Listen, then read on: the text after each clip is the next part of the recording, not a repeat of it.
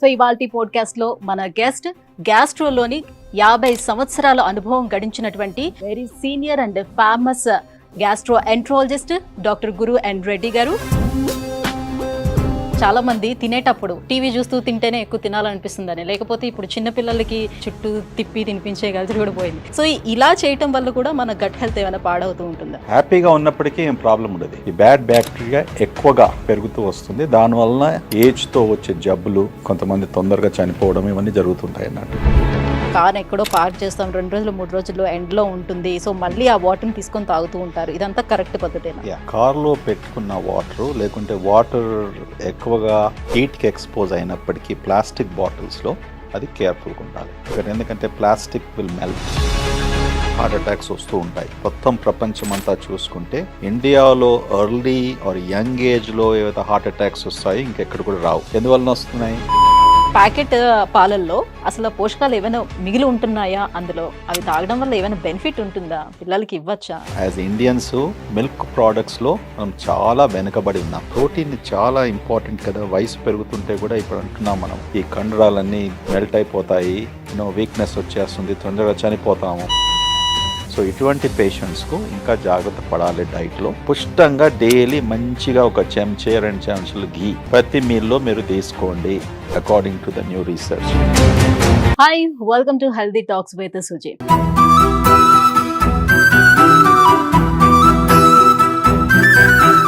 మన unhealthy lifestyle, digital food habits కానివ్వండి, లేదు అంటే మన డైట్ ప్లాన్స్ సరిగ్గా లేకపోవటం, సో వీటన్నిటి కారణాల వల్ల ఏంటంటే చాలా మంది గ్యాస్ ప్రాబ్లమ్స్, అల్సర్స్, గ్యాస్ట్రైటిస్తో పాటుగా ఇంకా లివర్ ఇష్యూస్, ఇవన్నీ కూడా ప్రాబ్లమ్స్ ఫేస్ చేస్తూ ఉన్నారు. సో ఈ విషయాలన్నీ కూడా డిస్కస్ చేసేందుకు మనతో పాటు ఉన్నారు 50 సంవత్సరాల అనుభవం గడించినటువంటి very senior and famous gastroenterologist doctor Guru N Reddy garu, continental hospital founder and chairman మనతో పాటు ఉన్నారు. సార్తో మాట్లాడేద్దాం. Hello sir. ఐఎమ్ ఫైన్ అమ్మా. How are you? Yeah, I'm good sir.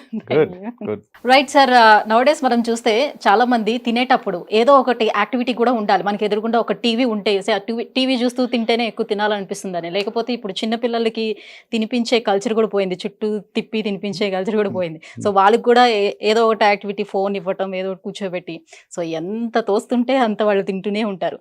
పైగా పిల్లలు ఎంత తింటుంటే వాళ్ళకి అంత ఆనందంగా ఉంటుంది. పిల్లలు బొద్దుగా ఉంటేనే సో వాళ్ళు హెల్దీగా ఉన్నట్టుగా కూడా ఫీల్ అవుతూ ఉంటారు కదా. సో ఇలా చేయటం వల్ల కూడా మన గట్ హెల్త్ ఏమైనా పాడవుతూ ఉంటుందా? హ్యాపీగా ఉన్నప్పటికీ ఏం ప్రాబ్లం ఉండదు. వందలాది సంవత్సరాల నుంచి మనకుంటూ వస్తున్నాం కదా, చదువుతూ వస్తున్నాం, మనకు చెప్తారు కూడా, బీ హ్యాపీ, డోంట్ వరీ, అనవసరంగా మీరు ఎందుకు బాధపడతారు, మంచిగా పడుకోండి, తర్వాత ఒకరి గురించి ఈర్ష్య అనేది పెట్టుకోకండి, జెలసీ అనేది ఉంచకండి. ఓకే, ఇవన్నీ దీస్ క్వాలిటీస్ చాలా ముఖ్యం. ఇప్పుడు మన కొత్తగా పబ్లిష్ అయిన ఆర్టికల్ ప్రకారం ఇప్పుడు మన గట్ మైక్రోబయోమ్ టెస్ట్ చేసినప్పటికీ, ఇప్పుడు మీ మైక్రోబయోమ్ ఉదయం టెస్ట్ చేస్తాను అనుకోండి, ఓకే, తర్వాత సాయంకాలం టెస్ట్ చేసినప్పటికీ, అంటే మీరు ఉదయం టెస్ట్ చేసిన తర్వాత ఏదో మీకు ఎవరో ఆ దినమంతా మీరు బాగా చిరాక్గా ఉండేసి కోపంలో ఉండినప్పటికీ, సంథింగ్ బ్యాడ్ ఈజ్ హ్యాపెనింగ్. ఈవినింగ్లో టెస్ట్ చేసినప్పటికీ బాగా మార్పు ఉంటుంది. Okay okay. సో అంటే ఈ సైంటిఫిక్ డిస్కవరీ వలన ఏం తెలుస్తుందంటే, ఈ మైక్రోబయోమ్ కూడా is a very dynamic process. మీ ఆలోచన, మీ మీ ఎమోషన్స్, ఇవన్నీ కూడా కెన్ ఎఫెక్ట్. అందుకొరకే గట్ మైక్రోబయోమ్ చేంజ్ అయినప్పటికీ మనం అన్నాం కదా, ఫస్ట్ థింగ్స్ ఏమన్నా సైకాట్రిక్ ఇల్నెసెస్, డిప్రెషన్, యాంగ్జైటీ, చాలా బిగ్ టైం అది ఫస్ట్ మొదలు కనుక్కున్నారు. So this article was very important. మనం అనుకుంటాం ఈ మైక్రోబయోమ్ ఉంది, సంవత్సరం నుంచి మేము టెస్ట్ చేసుకున్నాము, 20 పేజీల రిపోర్ట్ వస్తుంది, 10,000 ఖర్చు పెడతాము, అంతా అక్కడంతా రామాయణము మహాభారతం అంతా రాసి మీకు పంపిస్తాడు. ఓకే, అందరు నమ్ముకుంటారు, ఓ ఇది రాశారు కదా ఇక్కడ, ఇది బోన్ చేయొద్దు, అది బోన్ చేయొద్దు, ఇది టచ్ చేయొద్దు, ఇది తీసుకోవద్దు అనేసి, ఇది కొద్ది బూటకం. Okay, because it's not a really proven thing. But ఏం చెప్తున్నానంటే, microbiome is a dynamic process. దాని గురించి మనం ప్రతిరోజు నేర్చుకుంటున్నాం. ఇంకా అది ప్రైమ్ టైంకు రాలేదు. ఇప్పుడు మీలాంటి ప్రైమ్ టైం అంటాం కదా న్యూస్ ఛానల్లో, 6 o'clock ప్రైమ్ టైం, 8 o'clock. నా ఇది ఇంకా ప్రైమ్ టైంకు రాలేదు.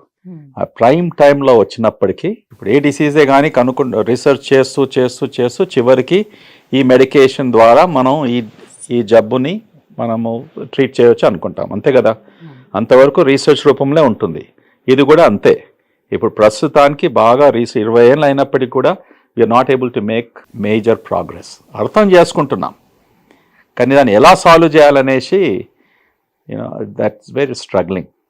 ఓకే, సో కొద్దిగా జాగ్రత్త. మనం ఏ న్యూస్ వింటున్నాము, ఇప్పుడు మీ ఛానల్లో విన్నప్పటికీ కొంతమంది ఇప్పుడు నా ఈ సంభాషణ వినేసి మేబీ దే విల్ ప్రాక్టీస్, ఇంకొకరు యూట్యూబ్లో వాచ్ చేసేసి అందులో కన్ఫ్యూజ్ అయిపోయి వాడొచ్చేసి ఇది బోన్ చేయొద్దు, అది బోన్ చేయొద్దు. There is a lot of confusion and commotion.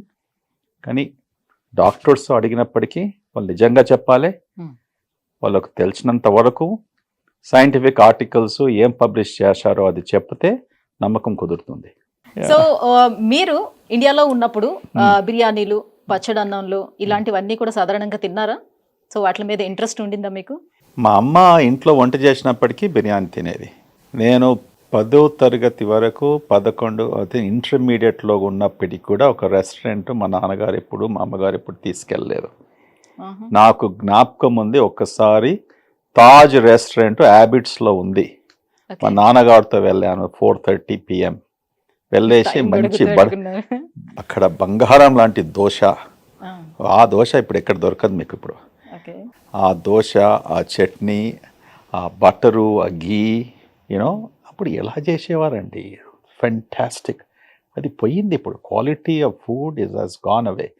So నాకు ఎక్స్పీరియన్స్ లేదు. సో మా అమ్మగారు షీ వాజ్ అన్నపూర్ణ అనేవాళ్ళు అందరూ మా ఫ్యామిలీలో.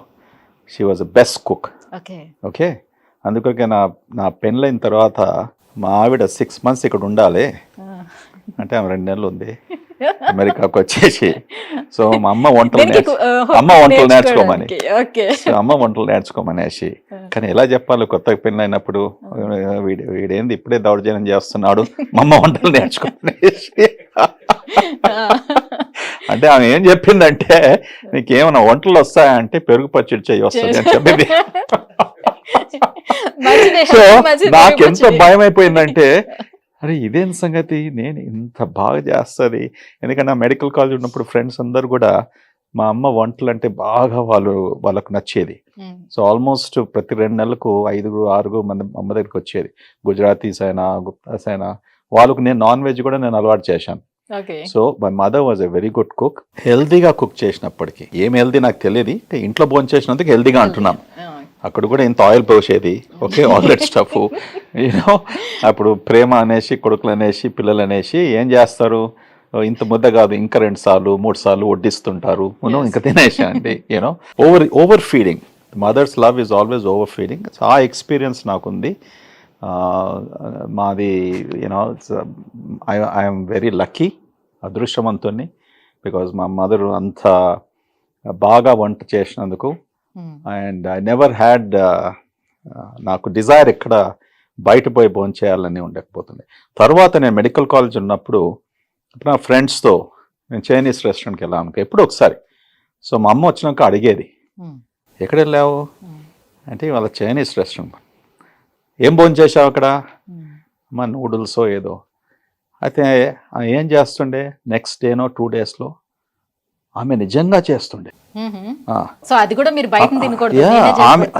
ఆమెకు వీడు ఎందుకు పోయి బయట భోజనం చేస్తున్నాడు, I will not allow him అనేసి ఆమె ఎంత ప్రయత్నం చేస్తుందంటే ఐ షుడ్ రియలీ సెల్యూట్. ఎప్పుడన్నా ఇట్లా వెళ్ళి వచ్చేసి ఇది బాగుండే అమ్మా అంటే తప్పకుండా. ఇండియన్ ఫుడ్ అంటే ఎట్లా అయినా సరే ట్రై చేస్తుండేవారు, బట్ కాంటినెంటల్ రెసిపీస్కి వచ్చేటప్పటికి వాళ్ళు అది మనది అప్పటి వరకు నాకు ఆ కాంటినెంటల్ హవా తలగలేదు కదా. సో హైదరాబాద్ లో ఉన్నప్పటికీ నాకు నిజామీ హవానే ఉండే. సో కాంటినెంటల్ అంటే ఎప్పుడు ఒకసారి టోస్ట్ గీస్ట్, that's what we used to tell. So the real continental was only when I went to the America at the end of the day. అంటే హైదరాబాద్లో ఉన్న వాళ్ళు కూడా కొంతమంది కాంటినెంటల్ ఫుడ్ ఎంజాయ్ చేసేవాళ్ళు. What they call as royal families. So so మన పెద్దవాళ్ళందరూ పూర్వీకులందరూ కూడా ప్రతి సంవత్సరం పచ్చళ్ళు అనేది తయారు చేసేసి పెట్టుకొని ఉంచుకునేవారు. సో పచ్చళ్ళు తింటుండేవారు. సో మంచి స్పైసీ ఫుడ్ కూడా తింటుండేవారు. సో వాళ్ళకి ఏమయ్యేది కాదు కదా. ఇప్పుడు ఎందుకు పచ్చళ్ళు అవన్నీ తినద్దు, స్పైసీ ఫుడ్ జోలికి వెళ్ళొద్దు, బయట ఫుడ్స్ అవన్నీ తీసుకోవద్దని ఎందుకు చెప్తున్నారు? చెప్పేవాళ్ళు పిచ్చోడు. ఇటువంటి సందేశం మనం ప్రజలకు ఇలా ఇస్తుంటే, నేను చెప్పాను కదా ఇంతకుముందు, ఈ కన్ఫ్యూజన్లో ఈ మధ్యలో పాడ్కాస్ట్ బాగా ఎక్కువయ్యాయి. ఓకే, ఎవరు ఇష్టం వచ్చినట్టు వాడు చెప్తున్నాడు. ఓకే, ఎక్కడ రాసి ఉందమ్మా పచ్చళ్ళు తినకూడదు అనేసి? సరే, మీకు ఏమైనా జబ్బు ఉంటే, హార్ట్ ఫెయిలియర్ కండిషన్ ఉన్నప్పటికీ, బ్లడ్ ప్రెషర్ ఎక్కువగా ఉన్నప్పటికీ, కిడ్నీ ప్రాబ్లం ఉన్నప్పటికీ, సరే పచ్చడిలో ఏముంటుంది? ఎక్కువ కారము, ఉప్పు. So salt is one of the things we recommend కదా. పచ్చళ్ళతో జాగ్రత్త పడండి. అసలు ఫస్ట్ ఎందుకు చేసేవాళ్ళం పచ్చడి మీకు తెలుసా? సో రీజన్ ఫర్ పచ్చడి ఇస్, మ్యాంగో ఒక సీజన్లో వచ్చేది. అండ్ పచ్చడి పిక్లింగ్ అంటాం, పిక్కిల్స్ అంటాం కదా ఇంగ్లీష్లో. సో పిక్లింగ్ అన్నప్పటికీ, what are you pickling? You are pickling a fruit, pickling a vegetable. Meat also you can pickle. మా ఇంట్లో మా అమ్మగారు బ్రహ్మాండమైన మాంసంతో, ఓకే, పిక్కిల్స్, ష్రింప్తో పిక్కిల్స్. ఈ పిక్లింగ్ అన్నప్పటికీ you have to have preservatives. Okay, so what is, ఉప్పు ఏం చేస్తుంది, కారం ఏం చేస్తుంది? It's a preservative. సో అందుకొరకు సంవత్సరానికి ఒక్కసారి మనము మామిడి పండ్ల సీజన్లో వెజిటబుల్స్ ప్లేస్కి వెళ్ళేసి, అది కూడా సీజన్ అప్పుడు ఆ టైంలో 2 months ఉండేది పికిల్స్ పెట్టడానికి. సో అప్పుడు పికిల్స్ పెట్టుకుంటాము. అది 1 year, 2 years, 3 years ప్రిజర్వేటివ్ వల్ల ఉంటుంది. అందుకు సాల్ట్ ఎక్కువగా ఉంటుంది. సో మనం ఎంత తింటాం? ఇప్పుడు తినేవారు it's a small piece of this thing for a taste. So I don't know why they should restrict it. And అది పక్కకు పెట్టండి. ఇప్పుడు ఊర్లలో మన ఫార్మర్స్కు, ఓకే, వాళ్ళు భోంచేసేది ఏది? ఉదయము సద్యాన్నము, దాంతో పికిల్స్, అంతే కదా. వాడు మార్నింగ్ అదే తినేవాడు, మధ్యాహ్నం అది తినేవాడు, మన సాయంకాలం అదృష్టం బాగుంటే ఇంట్లో ఎవరైనా చేస్తే వాడు పప్పు మంచి, అంతే అంతే కదా. That's all they to it. అది తిన్నందుకే వాళ్ళంత సన్నగా ఉండి, యూనో, వాళ్ళకి ఇవన్నీ డయాబెటీస్, ఒబిసిటీ ప్రాబ్లమ్స్ ఎక్కడుండే? వాళ్ళు తొందరగా ఏజ్లో చనిపోయినప్పటికీ ఇన్ఫెక్షన్స్తో, టీబీ అని, లేకుంటే వేరే నిమోనియా అని, లేకుంటే ఫ్లూ సీజన్లో వచ్చినప్పటికీ, you know, doctor clinics and hospitals doctors లేకపోవడంతో కాంప్లికేషన్స్ వచ్చి ఇన్ఫెక్షన్స్ వల్ల చనిపోయేవారు. బట్ ఈ chronic diseases, long term diseases ఎక్కడుండేది? వాళ్ళకు చాలా తక్కువ. So actually pickles protected them. Okay.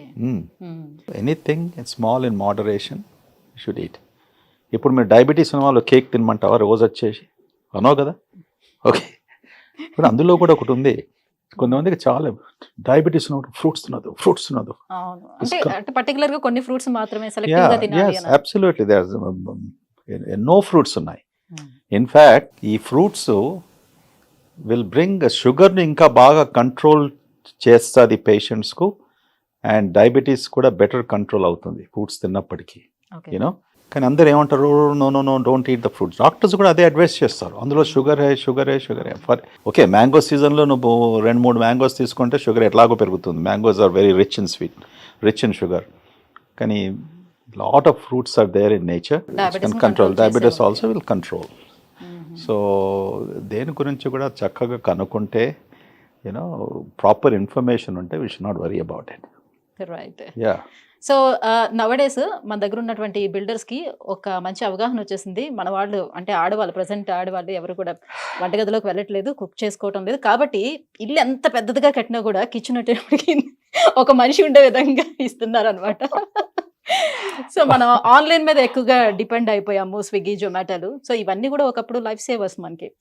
But ఇప్పుడు డైజెస్టివ్ పాయింట్ ఆఫ్ వ్యూలో చూసేటప్పుడు ఎలా చూడొచ్చు వీటిని? లైక్ వాళ్ళు ప్యాక్ చేసి ఇచ్చేది కూడా మనకి ఒక ప్లాస్టిక్ డబ్బాస్లోనే ప్యాక్ చేసి ఇస్తున్నారు. ఎప్పుడు వండుతున్నారు, ఎలా వండుతున్నారు, ఏమి మనం చూడం. మనకి టేస్టీగా ఫుడ్ వస్తుందా లేదా, మనం తింటున్నా లేదా మాత్రమే చూస్తున్నాం. ఈ ప్రాబ్లమ్, ఈ సమస్య ప్రపంచం అంతా కూడా ఉంది. ఓకే, బయట పోయి భోంచేసినప్పటికీ భయపడకూడదు మనం. వెస్టర్న్ కంట్రీస్లో నేను పోల్స్తాను. అమెరికా అంటే దేశంలో ఏముంటుంది, ఫుడ్ ఇన్స్పెక్షన్ బాగా ఖచ్చితంగా రిగరస్గా ఉంటుంది. ఓకే, అక్కడ వాళ్ళు వచ్చి సడన్గా ఇన్స్పెక్ట్ చేసినప్పటికీ మన కాక్రోచెస్ అంటాము, ఏమైనా ఇంప్రాపర్ క్లీనింగ్ ఏరియాస్ ఇవన్నీ ఉన్నప్పటికీ వాళ్ళు లైసెన్స్ రద్దు చేస్తారు. వాడు అదంతా రిపేర్ చేసుకొని మళ్ళీ ఓపెన్ చేసే వరకు ఆ భయంతో దే ఆర్ వెరీ కేర్ఫుల్. అంత అయినప్పటికీ కూడా అవకతవకలు జరుగుతూ ఉంటాయి. సో ఇప్పుడు ఒక డాక్టర్ దగ్గరికి వస్తున్నారు మీరు, వచ్చినప్పటికీ వాడు అంతా చూసుకుంటాడు కదా, ఈ డాక్టర్ ఎటువంటి వాడు, ఈ హాస్పిటల్ ఎటువంటిది. The same thing here. మన రెస్టారెంట్స్కి వెళ్ళినప్పుడు బయట భోంచేసినప్పుడు ఓకే మనం అదే ఆలోచిస్తాం కదా, ఈ రెస్టారెంట్స్ గుడ్ రెస్టారెంట్, వాళ్ళన్నీ పాటిస్తున్నారు, పాలసీస్ బాగున్నాయని. అటువంటిప్పుడు మనకేం ప్రాబ్లం ఉండదు. ప్రాబ్లం ఎక్కడ జరుగుతుంది, వాడు చెప్పేది ఒకటి, మెనూ కార్డులో ఒకటి ఉంటుంది, వాడు యూజ్ చేసే ఆయిల్ ఒకటి ఉంటుంది, వాళ్ళు అందులో ఏం వస్తున్నో తెలియదు, అవి ఫ్రెష్గా ఉన్నదా లేదా అని తెలియదు. Okay, that's the problem. But overall జీవితంలో ప్రతి అడుగున భయపడుతూ మనం ఏం చేయలేము. అడుగడుగున భయంతో ఉంటే మనం ఎలా జీవితం గడుపుతాము? Okay, so you are taking the risk. నువ్వు పోయి బయట భోంచేసినప్పుడు ప్లాస్టిక్ యూజ్ చేయొద్దని చెప్తున్నారు. ప్లాస్టిక్ యూజ్ చేస్తే క్యాన్సర్ వస్తుందని చెప్తున్నారు. ఇంకో పక్క నుంచి ఇప్పటి నుంచి ప్లాస్టిక్ యూజ్ చేయాలని కూడా చెప్తున్నారు. ఏంటి నిజం? కరెక్ట్. ఇది కాఫీ సంగతి లాగా. ఓకే, 1960s 70s కాఫీ వద్దు బాబాయ్, కాఫీతో ప్రాబ్లము అది ఇది అన్నారు. మళ్ళీ 80s 90s కాఫీ మంచిగా ఉంది అన్నారు. దాని తర్వాత మళ్ళీ కాఫీ అస్సలు కూడా తీసుకోకూడదు అన్నారు. ఇప్పుడు ఏమంటున్నారు, కాఫీ లాగా ప్రపంచంలో మనం ఇంకా అంత స్ట్రాంగ్ యాంటీ ఆక్సిడెంట్ ఇప్పుడు కూడా ఎక్కడ కూడా లేదు, వెజిటబుల్ కింగ్డమ్లోనూ లేదు. ఓకే, ఇవన్నీ రీసెర్చ్ రూపంలో దిస్ నథింగ్ ఇస్ స్టాటిక్. అంటే అందుకొరకే సైన్స్ ఒక విచిత్రమైన సబ్జెక్ట్. ద లాంజివిటీ అంటాం. 50 ఏళ్ళ కింద 60 ఏళ్ళ కింద 1947 second world war times Indian life span ఉండే బట్ 40 years ఆర్ సంథింగ్. ఇప్పుడు సుమారుగా 70 years 70+ years అనుకోండి. సో ఎలాగ ఇంప్రూవ్ అవుతూ వచ్చింది. So same thing when things change, అంతే కదా, మార్పు వస్తుంది, అండర్స్టాండింగ్ చేంజ్ అవుతుంది రీసెర్చ్ వలన, కొత్తగా మనం కనుక్కుంటాము. ఓకే, దానివలన మనకు ఉపయోగపడుతుంది. సో అంటే ఇదే రీసెర్చ్ చెప్పింది, ఇదే రీసెర్చ్ చేసి దీనివల్ల ఎఫెక్ట్ అవుతున్నారు పీపుల్ అని చెప్పి మళ్ళీ ఇదే రీసెర్చ్ లేదు ఇది మంచిది అని ఎలా చెప్తారు? ఎలా చెప్తానంటే రీసెర్చ్లో ఏముంటుంది, ఫస్ట్ ఒక టైంలో మనం 1950, 60, 70 అనుకోండి, ఎక్కువగా మనకు వచ్చిన ఇన్ఫర్మేషన్ అంతా కూడా వెస్ట్రన్ కంట్రీస్, అమెరికా లాంటి, యూరోప్, జపాన్, ఈ దేశాల నుంచి వచ్చే ఇన్ఫర్మేషను అది మనం కాపీ చేస్తాము, లేకుంటే ఆ రీసెర్చ్ కూడా కాపీ చేస్తాము, అది మన రీసెర్చ్ కూడా అంటాం. ఓకే, ఇదంతా జరుగుతూ ఉంటుంది ప్రతిరోజు. కరెక్ట్. సో అప్పుడు కొన్ని సంస్థలు, కొన్ని ఇన్స్టిట్యూషన్స్ రీసెర్చ్ చేసేది. అప్పుడు 10 ఉంటే ఇప్పుడు 1000 అయిపోయాయి. ఓకే, దాంతో ఎలా లాభం అవుతుంది అంటే, నువ్వు ఒక రీసెర్చ్ చేసి పబ్లిష్ చేసావు అనుకోండి, అది నిజమా కాదే అనేసి నీ పక్కోడు కూడా రీసెర్చ్ చేస్తున్నాడు. ఓకే, వేరే దేశంలో కూడా అదే రీసెర్చ్ జరుగుతుంది. సో ద బెనిఫిట్ ఇస్ మొత్తం హ్యుమానిటీకి బెనిఫిట్ అవుతుంది. Larger the number of people, అంటే ఆ రీసెర్చ్లో పార్టిసిపేట్ చేసే వ్యక్తులు, ఓకే, పేషెంట్సే అనుకోండి, సబ్జెక్ట్సే అనుకోండి, మోర్ నంబర్ ఆఫ్ పీపుల్ ఉన్నప్పటికీ రీసెర్చ్ అవుట్కమ్ బాగా స్ట్రాంగ్గా ఉంటుంది. నువ్వు 50 మందిలో రీసెర్చ్ చేసి 500 మందిలో చేసినప్పటికీ బాగా తేడా వస్తుంది. సో రీజన్ వై మీరు అన్నదానికి సమాధానం ఏమనగా, ఓకే, రీసెర్చ్ వలన మనం ఏది రుజువు చేస్తామో అది తప్పకుండా చేంజ్ అయ్యే అవకాశం ఉంటుంది. కొత్త డిస్కవరీస్తో, కొత్త టూల్స్తో, లార్జర్ పాపులేషన్ బేసిస్తో చేసినప్పటికీ అండర్స్టాండింగ్ మనకు పెరుగుతుంది, దానివల్ల ఉపయోగం అవుతుంది. Okay, so we should never doubt 10 ఏళ్ల కింద ఇది చెప్పారు, ఇప్పుడు ఎందుకు చెప్తున్నారు? ఓకే, 10 ఏళ్ల కింద ఏమో లేదు, ఇప్పుడు ఏదో వచ్చింది. రోబోటిక్ సర్జరీ ఉండేనా 10 ఏళ్ల కింద? సో వచ్చిందని మనం యాక్సెప్ట్ చేస్తున్నాం కదా, వచ్చిందని మనం యాక్సెప్ట్ చేయాలి, అంతే కదా. సైన్స్లో this is the dynamic thing that changes. ఆ లెర్నింగ్ మనకి ఇంప్రూవ్ అవుతుంది, నాలెడ్జ్ పెరుగుతుంది, దానివల్ల ఉపయోగం అవుతుంది. సో వీ షుడ్ నెవర్, ఒక ఫ్రేజ్ ఉంది అమెరికాలో, డౌటింగ్ థామసెస్ అంటాం. మన అడుగడుగున ప్రతి ఒక్కటి మనం డౌట్ చేస్తూ చేస్తూ చేస్తూ పోతే వానికే జబ్బులు వచ్చేస్తాయి. You don't trust anything. Yeah, so అందుకొరకే whatever is there currently available and చాలామంది అది ఉపయోగిస్తుంటే, చాలామంది అది అండర్స్టాండ్ చేసుకుంటే, అది పాటిస్తుంటే మనం కూడా పాటించుకోవాలి అంతే కదా. There is nothing new about it. So ఈ విషయంలో మీరు కాఫీ గురించి మాట్లాడేటప్పుడు ఇంకొక డౌట్ కూడా నాకు రైజ్ అయింది. Hmm. సో పరగడుపున టీ కాఫీలు తాగకూడదు డైరెక్ట్గా అని చెప్తూ ఉంటారు. బట్ బెడ్ కాఫీలు అవి తాగుతారు. బికాస్ మన నోట్లో మంచి బ్యాక్టీరియా అప్పుడు ఉంటుంది. సో తాగితే కడుపులోకి వెళ్తుంది. సో అది మంచిది. సో బెడ్ కాఫీలని ఒక ఆర్టికల్ స్టార్ట్ అయింది. సో రెండిట్లో ఏది కరెక్ట్ అంటారు? ఈవెన్ ఐ మీన్ వెస్ట్రన్ కల్చర్లో కూడా వాళ్ళు పొద్దున్న లేచిన వెంటనే లైక్ చాక్లెట్ లాంటిది కూడా బిఫోర్ బ్రష్ చాక్లెట్ లాంటిది కూడా తీసుకుంటారు. సో ఆ బ్యాక్టీరియా కోసం అని చెప్పేసి వాళ్ళు తినేస్తారు అని చెప్తూ ఉంటారు. ఏది కరెక్ట్, ఏది నిజం? ఏమో సుజిత, నువ్వు చదివే పుస్తకాలు నేను చదువుతలేను. ఇది కొద్దిగా విచిత్రంగా అనిపిస్తుంది. నేను చెప్పకుండా చదువుతాను ఇవాళ, ఏముందో చూస్తుంటాను. But I'll tell you facts are, ఉదయంగా లేచినప్పటికీ మనం ఫస్ట్ ఏ కల్చర్లో కానీ కూడా ఒక కప్ ఆఫ్ కాఫీ, ఒక కప్ ఆఫ్ టీ, ఓకే, అది కామన్ కల్చర్. ఎందుకు తీసుకుంటాం మనం కాఫీ? కొంచెం యాక్టివ్ అవటం అంతే. That's all to stimulate your brain, cortical stimulation, active అవడానికి, so that your day goes well and all of those things. కానీ నీకు బెడ్ టైం కాఫీ ఎవరు చెప్పారు? నేను ఎప్పుడేం లేదు. ఐ మీన్ లేచేటప్పుడు కాఫీ, బెడ్ కాఫీ. లేచేటప్పుడు bed coffee, bed coffee, that basic early morning to take a cup of coffee. Bed coffee అంటే అది హస్బెండ్ వైఫ్లో రిలేషన్షిప్, అందులో ఎవరు తెచ్చి ఎవరికి ఇస్తున్నారో తెలియదు. అదంతా సమస్య చాలా మటుకు ఏళ్ళ తరబడి నడుస్తుంటుంది. కొంతమంది అంటారు లేడీస్, మా హస్బెండ్ ఎంత మంచివాడు, మార్నింగ్ ఉదయం చేసి నాకు కాఫీ ఇచ్చేసి ఆయన పనికి వెళ్ళిపోతాడు, నేను మహారాణి లాగా 9 గంటలకు లేస్తాను, 8 గంటలకు లేస్తాను. అదే వే రివర్స్లో ఉంటుంది కొంతమందిలో. My wife is so nice, ఎంత మంచిది, నాకు మార్నింగ్ కాఫీ తీసుకొచ్చిస్తుంది. ఇవన్నీ మనకు different cultures are different. And so the bottom ఏం చెప్తున్నా అంటే, coffee in the morning, whether మీరు బెడ్లో ఉండి తీసుకుంటున్నారా, బ్రేక్ఫాస్ట్ టేబుల్కి వస్తున్నారా, కిచెన్ టేబుల్లో తీసుకుంటున్నారా, లేకుంటే డ్రైవింగ్ చేస్తూ తీసుకుంటున్నారా. నేను డ్రైవింగ్ చేస్తూ టీ ఆర్ కాఫీ ఒక కప్లో, కార్లో డ్రైవింగ్ చేస్తూ త్రాగేది సుమారుగా నాకు 30 ఏళ్ళ నుంచి అలవాటు. హాట్ కాఫీ 30 ఏళ్ళ నుంచి 35 ఏళ్ళ నుంచి, almost my entire stay in America I did it. ఇప్పుడు కూడా అదే నాకు. ఇక్కడ ఇప్పుడు డ్రైవర్స్ ఉన్నారు, వాళ్ళు డ్రైవింగ్ చేస్తారు. నాకు ఉదయం కాఫీ తీసుకున్నప్పటికి కూడా మళ్ళీ అగైన్ కార్లో కూర్చున్నప్పటికీ నా కాఫీ మగ్ ఉండాలి. Okay, I drink the coffee. Coffee is good. I feel active, I feel energetic. మరి రోజులో ఎక్కువ సార్లు టీ కాఫీలు తాగొద్దు. 2 to 3 cups. Okay, 2 to 3 cups మీకు టాలరెన్స్ ఉంటే, అంటే మీకు ఏం ప్రాబ్లమ్స్ లేకుంటే.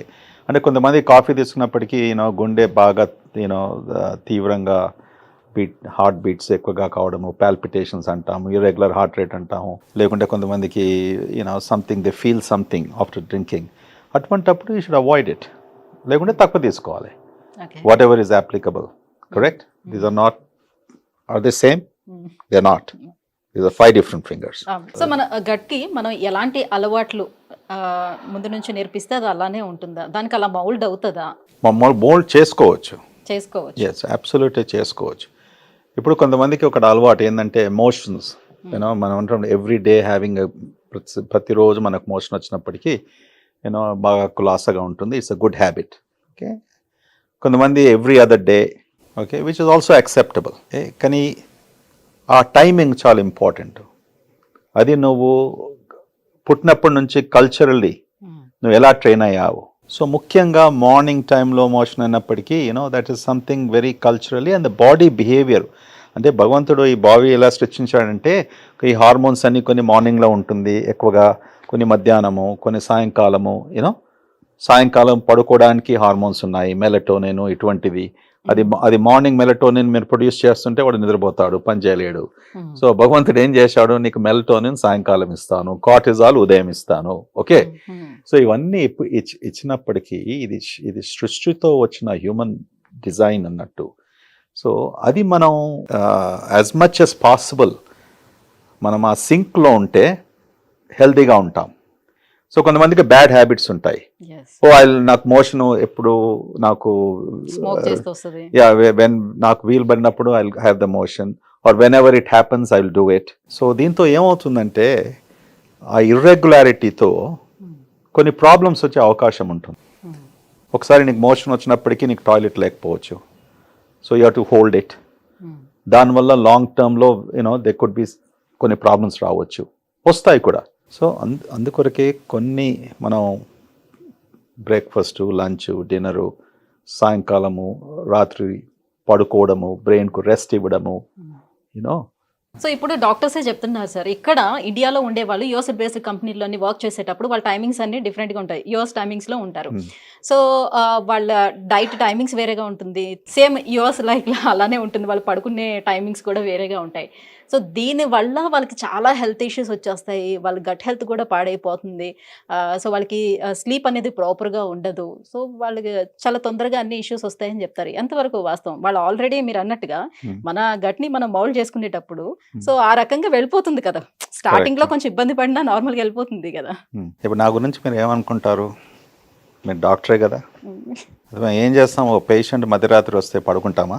పడుకోరు. 18 ఏళ్ళు మెడికల్ స్కూల్ నుంచి రెసిడెన్సీ చేసేసి సూపర్ స్పెషలైజేషన్ చేసే వరకు 18 years పడుతుంది. ఓకే, అంతవరకు వచ్చే వరకు ఏం చేస్తాము? ఎవ్రీ అదర్ డే హాస్పిటల్లో ఉంటాం, నైట్ కాల్స్ అని తీసుకుంటాం. ఇప్పుడు కూడా అదే జరుగుతుంది కదా. స్లీప్ టైమింగ్స్ ప్రతి స్పెషాలిటీలో నైట్ కాల్లో డాక్టర్స్ ఉండాలి. ఆ పేషెంట్స్ వచ్చినప్పటికీ వాళ్ళు ఏం చేసుకుంటారు? సో ఇవన్నీ అలవాటు అవుతుంది. ఓకే, ఇవన్నీ బ్యాడ్ అలవాటుకు ఇది దారి తీయదు. యువర్ బాడీ అడ్జస్ట్మెంట్ అంటాం, ఇట్ గెట్స్ అడ్జస్టెడ్. ఇది వి షుడ్ నాట్ ఏంటంటే ఇది చేస్తున్నాం కనుక దీనివల్ల నాకు ప్రాబ్లం వస్తుంది అనేసి ఒక ఎస్కేపిస్ట్ యాటిట్యూడ్ ఉండకూడదు.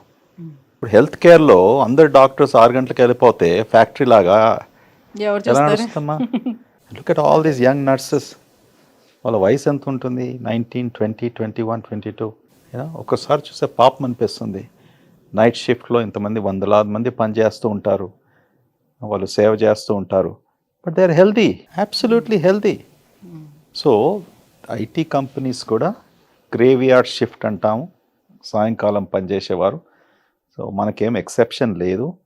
ప్రపంచం అంతా కూడా, జపాన్ అనుకోండి, యూరోప్ అనుకోండి, ఏ కంట్రీస్ అయినా కూడా ఈ డెవలప్మెంట్, ఈ country has to progress, industrialisation, economic forwardness, ఇవన్నీ కావడానికి 24/7 టైమింగ్స్ ఆర్ వెరీ కామన్.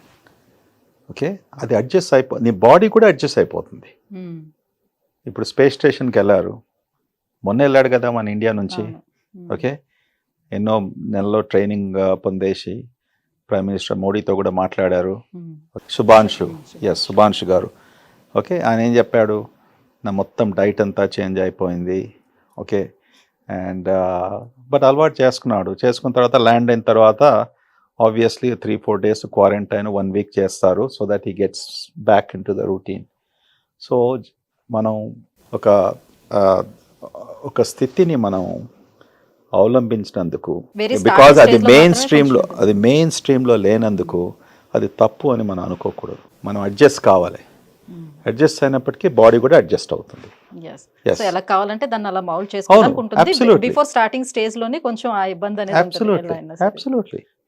ఇప్పుడు ఎంతమంది ఐటీ పీపుల్, ప్రొఫెషనల్స్ మనం చూస్తాం కదా, పేషెంట్స్ గా కూడా ఆల్ వెరీ హెల్దీ పీపుల్. 60 ఏళ్ళు 70 ఏళ్ళకి వచ్చినప్పటికీ, 80 ఏళ్ళు వచ్చినప్పటికీ సరే ఆ టైంలో నువ్వు వెళ్ళేసి నైట్ అంతా డైలీ పని చేయమంటే అది కష్టం అవుతుంది. ఎందుకంటే మన body also is ageing. Age అయినప్పటికీ తక్కువగా పడుకుంటాము. ఓకే, ఇరిటేషన్ వస్తుంది. So different times of your life, different situations బట్టి మనం మోల్డ్ కావాలి. రైట్. సో మన ఎదురుగుండా ఉన్న ఈ బాటిల్స్ చూస్తే ఒక డౌట్ వచ్చింది sir. So tap water and mineral water and RO waters, రకరకాల వాటర్స్ అన్నీ కూడా వచ్చేస్తున్నాయి, బ్లాక్ వాటర్లు అవి ఇవి, ఒకదాని తర్వాత ఒకటి, ఇది బెటర్ అని వచ్చేస్తుంది.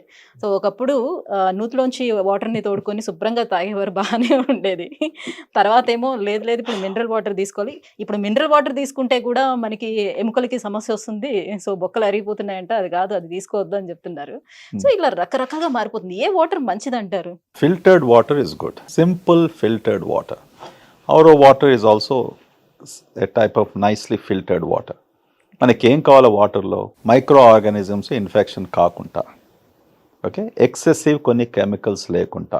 ఎక్సెస్ కెమికల్ అంటే మీకు ఫ్లోరైడ్ గురించి తెలుసు.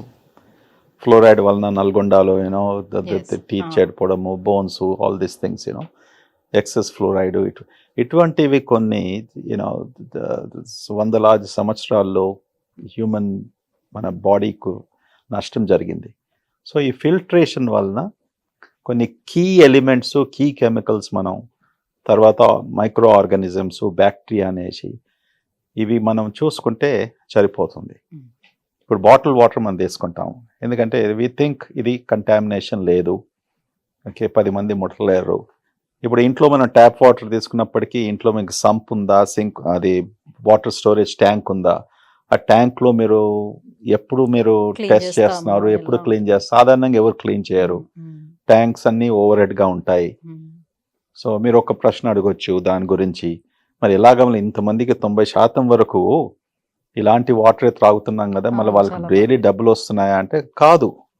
ఎందుకంటే అగైన్ మన హ్యూమన్ బాడీ ఎలా ఉందంటే అన్ని ఫిల్టర్స్ ఉన్నాయి సిస్టంలో. కడుపులో యాసిడ్ ఉంది, యాసిడ్ వలన ఎన్నో సూక్ష్మ క్రిములు చనిపోతాయి, అంటే ది కిల్, చంపేస్తాయి.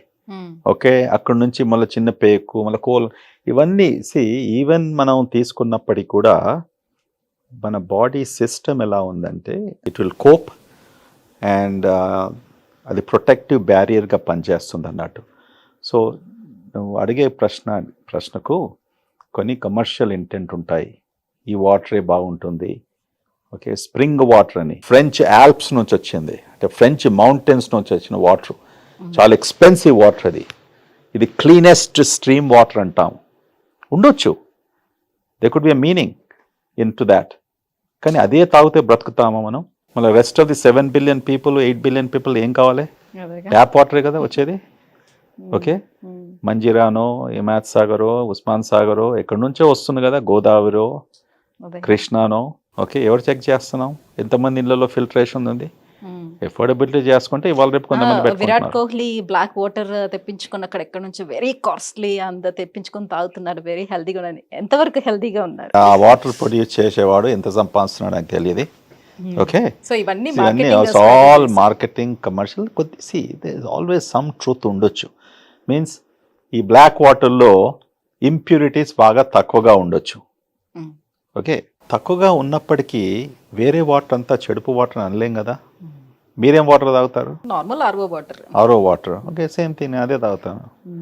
ఇప్పుడు ఇది ఎక్కడి నుంచి వస్తుందో, ఏం చేస్తుందో ఎవరు లెక్క పెడతారు? Okay, Bisleri is a good company అనుకుంటాం. ఓకే, వచ్చినప్పటికీ ఆ నమ్మకంతో మనం మెడిసిన్ తీసుకుంటాము, కూరగాయలు కొనుక్కుంటున్నాము, మీట్ షాప్కి వెళ్తాము, స్వీట్ షాప్కి వెళ్తాము, అంతే కదా. So the same thing here, credibility in లైఫ్లో, జీవితంలో ఇంపార్టెంట్. ఇప్పుడు మీరు నన్ను ఇంటర్వ్యూ చేస్తున్నారు, ఓకే, మీకు ఎంత నాలెడ్జ్ ఉంది, ప్రశ్నలు అడుగుతున్నారు, ఓకే, అది క్రెడిబిలిటీ కదా. So I can trust you. So the same thing, everything we have to go by what is the produce, what is the thing, అట్లా అనేసి. ఇప్పుడు ఒకసారి ఓపెన్ చేసిన ఆ బాటిల్ ని సో ఎంత వరకు దాన్ని తాగొచ్చు? చాలా మంది ఇప్పుడు కార్స్ లో వెళ్ళేటప్పుడు ప్లాస్టిక్ బాటిల్ వాటర్ తాగొద్దని చెప్తున్నారు ఒక పక్క నుంచి, ఇంకొక వైపు నుంచి ఇలానే సగం వాటర్ తాగి ఇంకొంచెం వాటర్ ని మనం కార్ లో అలానే ఉంచుతాం, కార్ ఎక్కడో పార్క్ చేస్తాం, 2 రోజులు 3 రోజులు ఎండ్ లో ఉంటుంది, సో మళ్ళీ ఆ వాటర్ ని తీసుకొని తాగుతూ ఉంటారు. ఇదంతా కరెక్ట్ పద్ధతేనా? యా, సో ఒకటి, కార్లో పెట్టుకున్న వాటర్ లేకుంటే వాటర్ ఎక్కువగా హీట్కి ఎక్స్పోజ్ అయినప్పటికీ ప్లాస్టిక్ బాటిల్స్లో అది కేర్ఫుల్గా ఉండాలి. ఓకే, ఎందుకంటే ప్లాస్టిక్ విల్ మెల్ట్, కరుగుతుంది కదా, అంటే మనకు కనబడేది కరిగేసి ఇది అంటే అది నువ్వు మంటలో పెడితే అది వేరే సంగతి, కానీ ఆ ఉన్న వామ్త్లో టెంపరేచర్ కార్లోనే 100 degrees ఉంది, ఎయిర్ కండిషన్ లేకున్నప్పటికీ అయినా కూడా water we don't know what is the leaking, minute leaks that happen. అందుకొరకే ప్లాస్టిక్ ఈజ్ నాట్ గుడ్ అనేసి 20 years నుంచి అనుకుంటూ వస్తున్నారు. బట్ నా మీరు చెప్పినట్టు కూడా ప్లాస్టిక్ ఈజ్ ఓకే అని అంటున్నారు, సంథింగ్ ఎల్స్ ఈజ్ బ్యాడ్ అంటున్నారు. So this is again on going research. ఇవన్నీ కూడా మనం ఎట్లా కొత్తగా కనుక్కున్నప్పటికీ అది చెప్తూ ఉంటాం. సో మీరు అడిగే ప్రశ్నకు బెటర్ నాట్, వాటర్ ఓపెన్ చేసినప్పటికీ ప్రాపర్ ఎన్వైరన్మెంట్లో పెట్టేసి ఉంటుకుంటే, ప్రాపర్ టెంపరేచర్లో ఉంటే there is no problem. Okay. You don't have to keep it in the refrigerator also. But excess heat ఉన్నప్పటికీ ప్లాస్టిక్ బాటిల్స్లో ఉన్నప్పటికీ జాగ్రత్త పడాలి. Okay. It's simple logical approach. So ఈ మధ్యన మనకి gut cleanse and green juices and detox diets ఇవన్నీ కూడా వచ్చాయి కదా సార్. సో ఇవన్నీ నిజంగానే గట్ని క్లీన్ చేస్తాయా, లేకపోతే ఇది కూడా మార్కెట్ స్ట్రాటజీస్? మార్కెటింగ్ స్ట్రాటజీ కాదు. సో డీటాక్స్ అనగా ఏంది అంటే మన బాడీలో ఏమైనా టాక్సిన్స్ అంటే పాయిజన్స్ ఉన్నప్పటికీ అవి you want to remove them. అది ఎలా తొలగించుకోవాలి బాడీని. సో డీటాక్సిఫికేషన్ అంటే కొంతమంది అనుకుంటారు 1 డే ఉపాసం ఉండడానికి బాడీ అంతా డీటాక్స్ అవుతుంది, లేకుంటే I want to do some cleansing substances, లేకుంటే కొన్ని కొలానిక్ ఎనిమాస్ అనేసి అదొక పెద్ద డీటాక్సికేషన్ బిజినెస్ అమెరికాలో. ఈ సెంటర్స్కి వెళ్తారు, ఆ ఎనిమా ద్వారా డ్రిప్ 2 hours 3 hours నా కోల్న్ అంతా క్లీన్ అయినప్పటికీ ఉన్న అక్కడ బ్యాక్టీరియా అంతా వెళ్ళిపోయింది అనుకుంటారు. ఎంత మూర్ఖతనం అది. మన దగ్గర 100 ట్రిలియన్ బ్యాక్టీరియా ఉన్నప్పటికీ ఒక 3-4 hours ఎనిమా ద్వారా కొలానిక్ లవాజ్ ద్వారా ఎలా తొలగించుకుంటాము, మళ్ళీ కొత్తవి పుడతాయి కదా.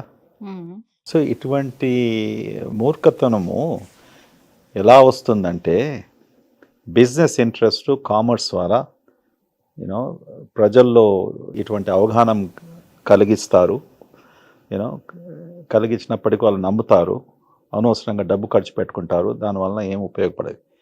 సో డీటాక్సిఫికేషన్ అనేది అది 1 day ప్రొసీజర్ కాదు. ఒక దినం చేస్తే మళ్ళీ నెక్స్ట్ 90 days డేస్ నేను బిర్యానీ తినేస్తాను, లేకుంటే I can eat all jalebi or gulab jamun, అది కాదు. It is everyday practice. ప్రతిరోజు మనం భోంచేసేది మన బిహేవియరు, మనం ఏం వేసుకుంటున్నాము, ఓకే, టాక్సిన్స్, యాంటీటాక్సిన్స్, సో అందుకొరకు ఏం చెప్తాం మనం, ఫ్రూట్స్ ఉన్నాయి, కొన్ని వెజిటబుల్స్ ఉన్నాయి, they are rich in antioxidants అంటాం. యాంటీ ఆక్సిడెంట్స్, ఈ యాంటీ ఆక్సిడెంట్స్ ఏం చేస్తుంది, ఇటువంటి టాక్సిన్ను నల్ చేస్తుంది, ఇటువంటి టాక్సిన్ను ప్యూరిఫై చేస్తుంది బాడీలో. Okay, so if you balance your diet, మనం తీసుకునే ఫ్రూట్సే కానీ వెజిటబుల్సే కానీ which are rich in antioxidants, తప్పకుండా మనం తీసుకున్నప్పటికీ ఈ టాక్సిన్స్ ఏవైతే మనతో ప్రొడ్యూస్ అవుతాయో అవి తగ్గుతాయి. దాంతో it will also protect your health. 1 time detoxification is humbug, and దాంతో ఏం మనకు లాభం లేదు, అనవసరంగా డబ్బు ఖర్చు పెట్టుకుంటున్నాం. దానివల్ల ఐ థింక్ వితౌట్ దాట్ సేవింగ్స్లో పెట్టుకొని తిరుపతి లేకుంటే ఇక తీర్థయాత్రలకో లేకుంటే వెకేషన్కి పోతే బెటర్. ఓకే సార్, మనకి ప్రోబయోటిక్స్ కావాలి అని అంటే ఒకప్పుడు మన ఊర్లలో చూసేవాళ్ళం, నేను కూడా చూసాను అమ్మమ్మ వాళ్ళ ఊర్లో. సో మంచిగా ఒక మట్టి కుండలో గంజన్నాన్ని పెట్టి దాన్ని పులియబెట్టడం అలాంటిది చేసేవారు. సో పులియబెట్టినటువంటి ఆహారాలు చాలా ఉండేవి.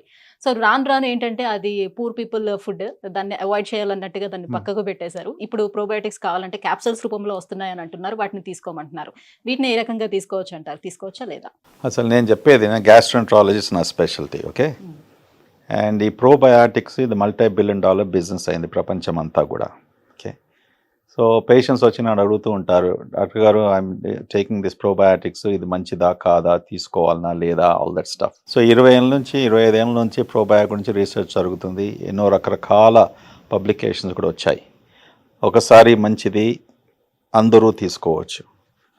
ఒకసారి కేవలం ఈ జబ్బులు ఉన్న వారికి ప్రోబయాటిక్స్ మైట్ హెల్ప్. ఇంక కొన్ని పబ్లికేషన్స్లో ప్రోబయాటిక్స్ తీసుకున్నప్పటికీ హార్ము, నీకు ఫంగల్ ఇన్ఫెక్షన్స్ రావచ్చు, ఓకే, నీకు వేరే ప్రాబ్లమ్స్ రావచ్చు, please don't take probiotics unnecessary అంటాం.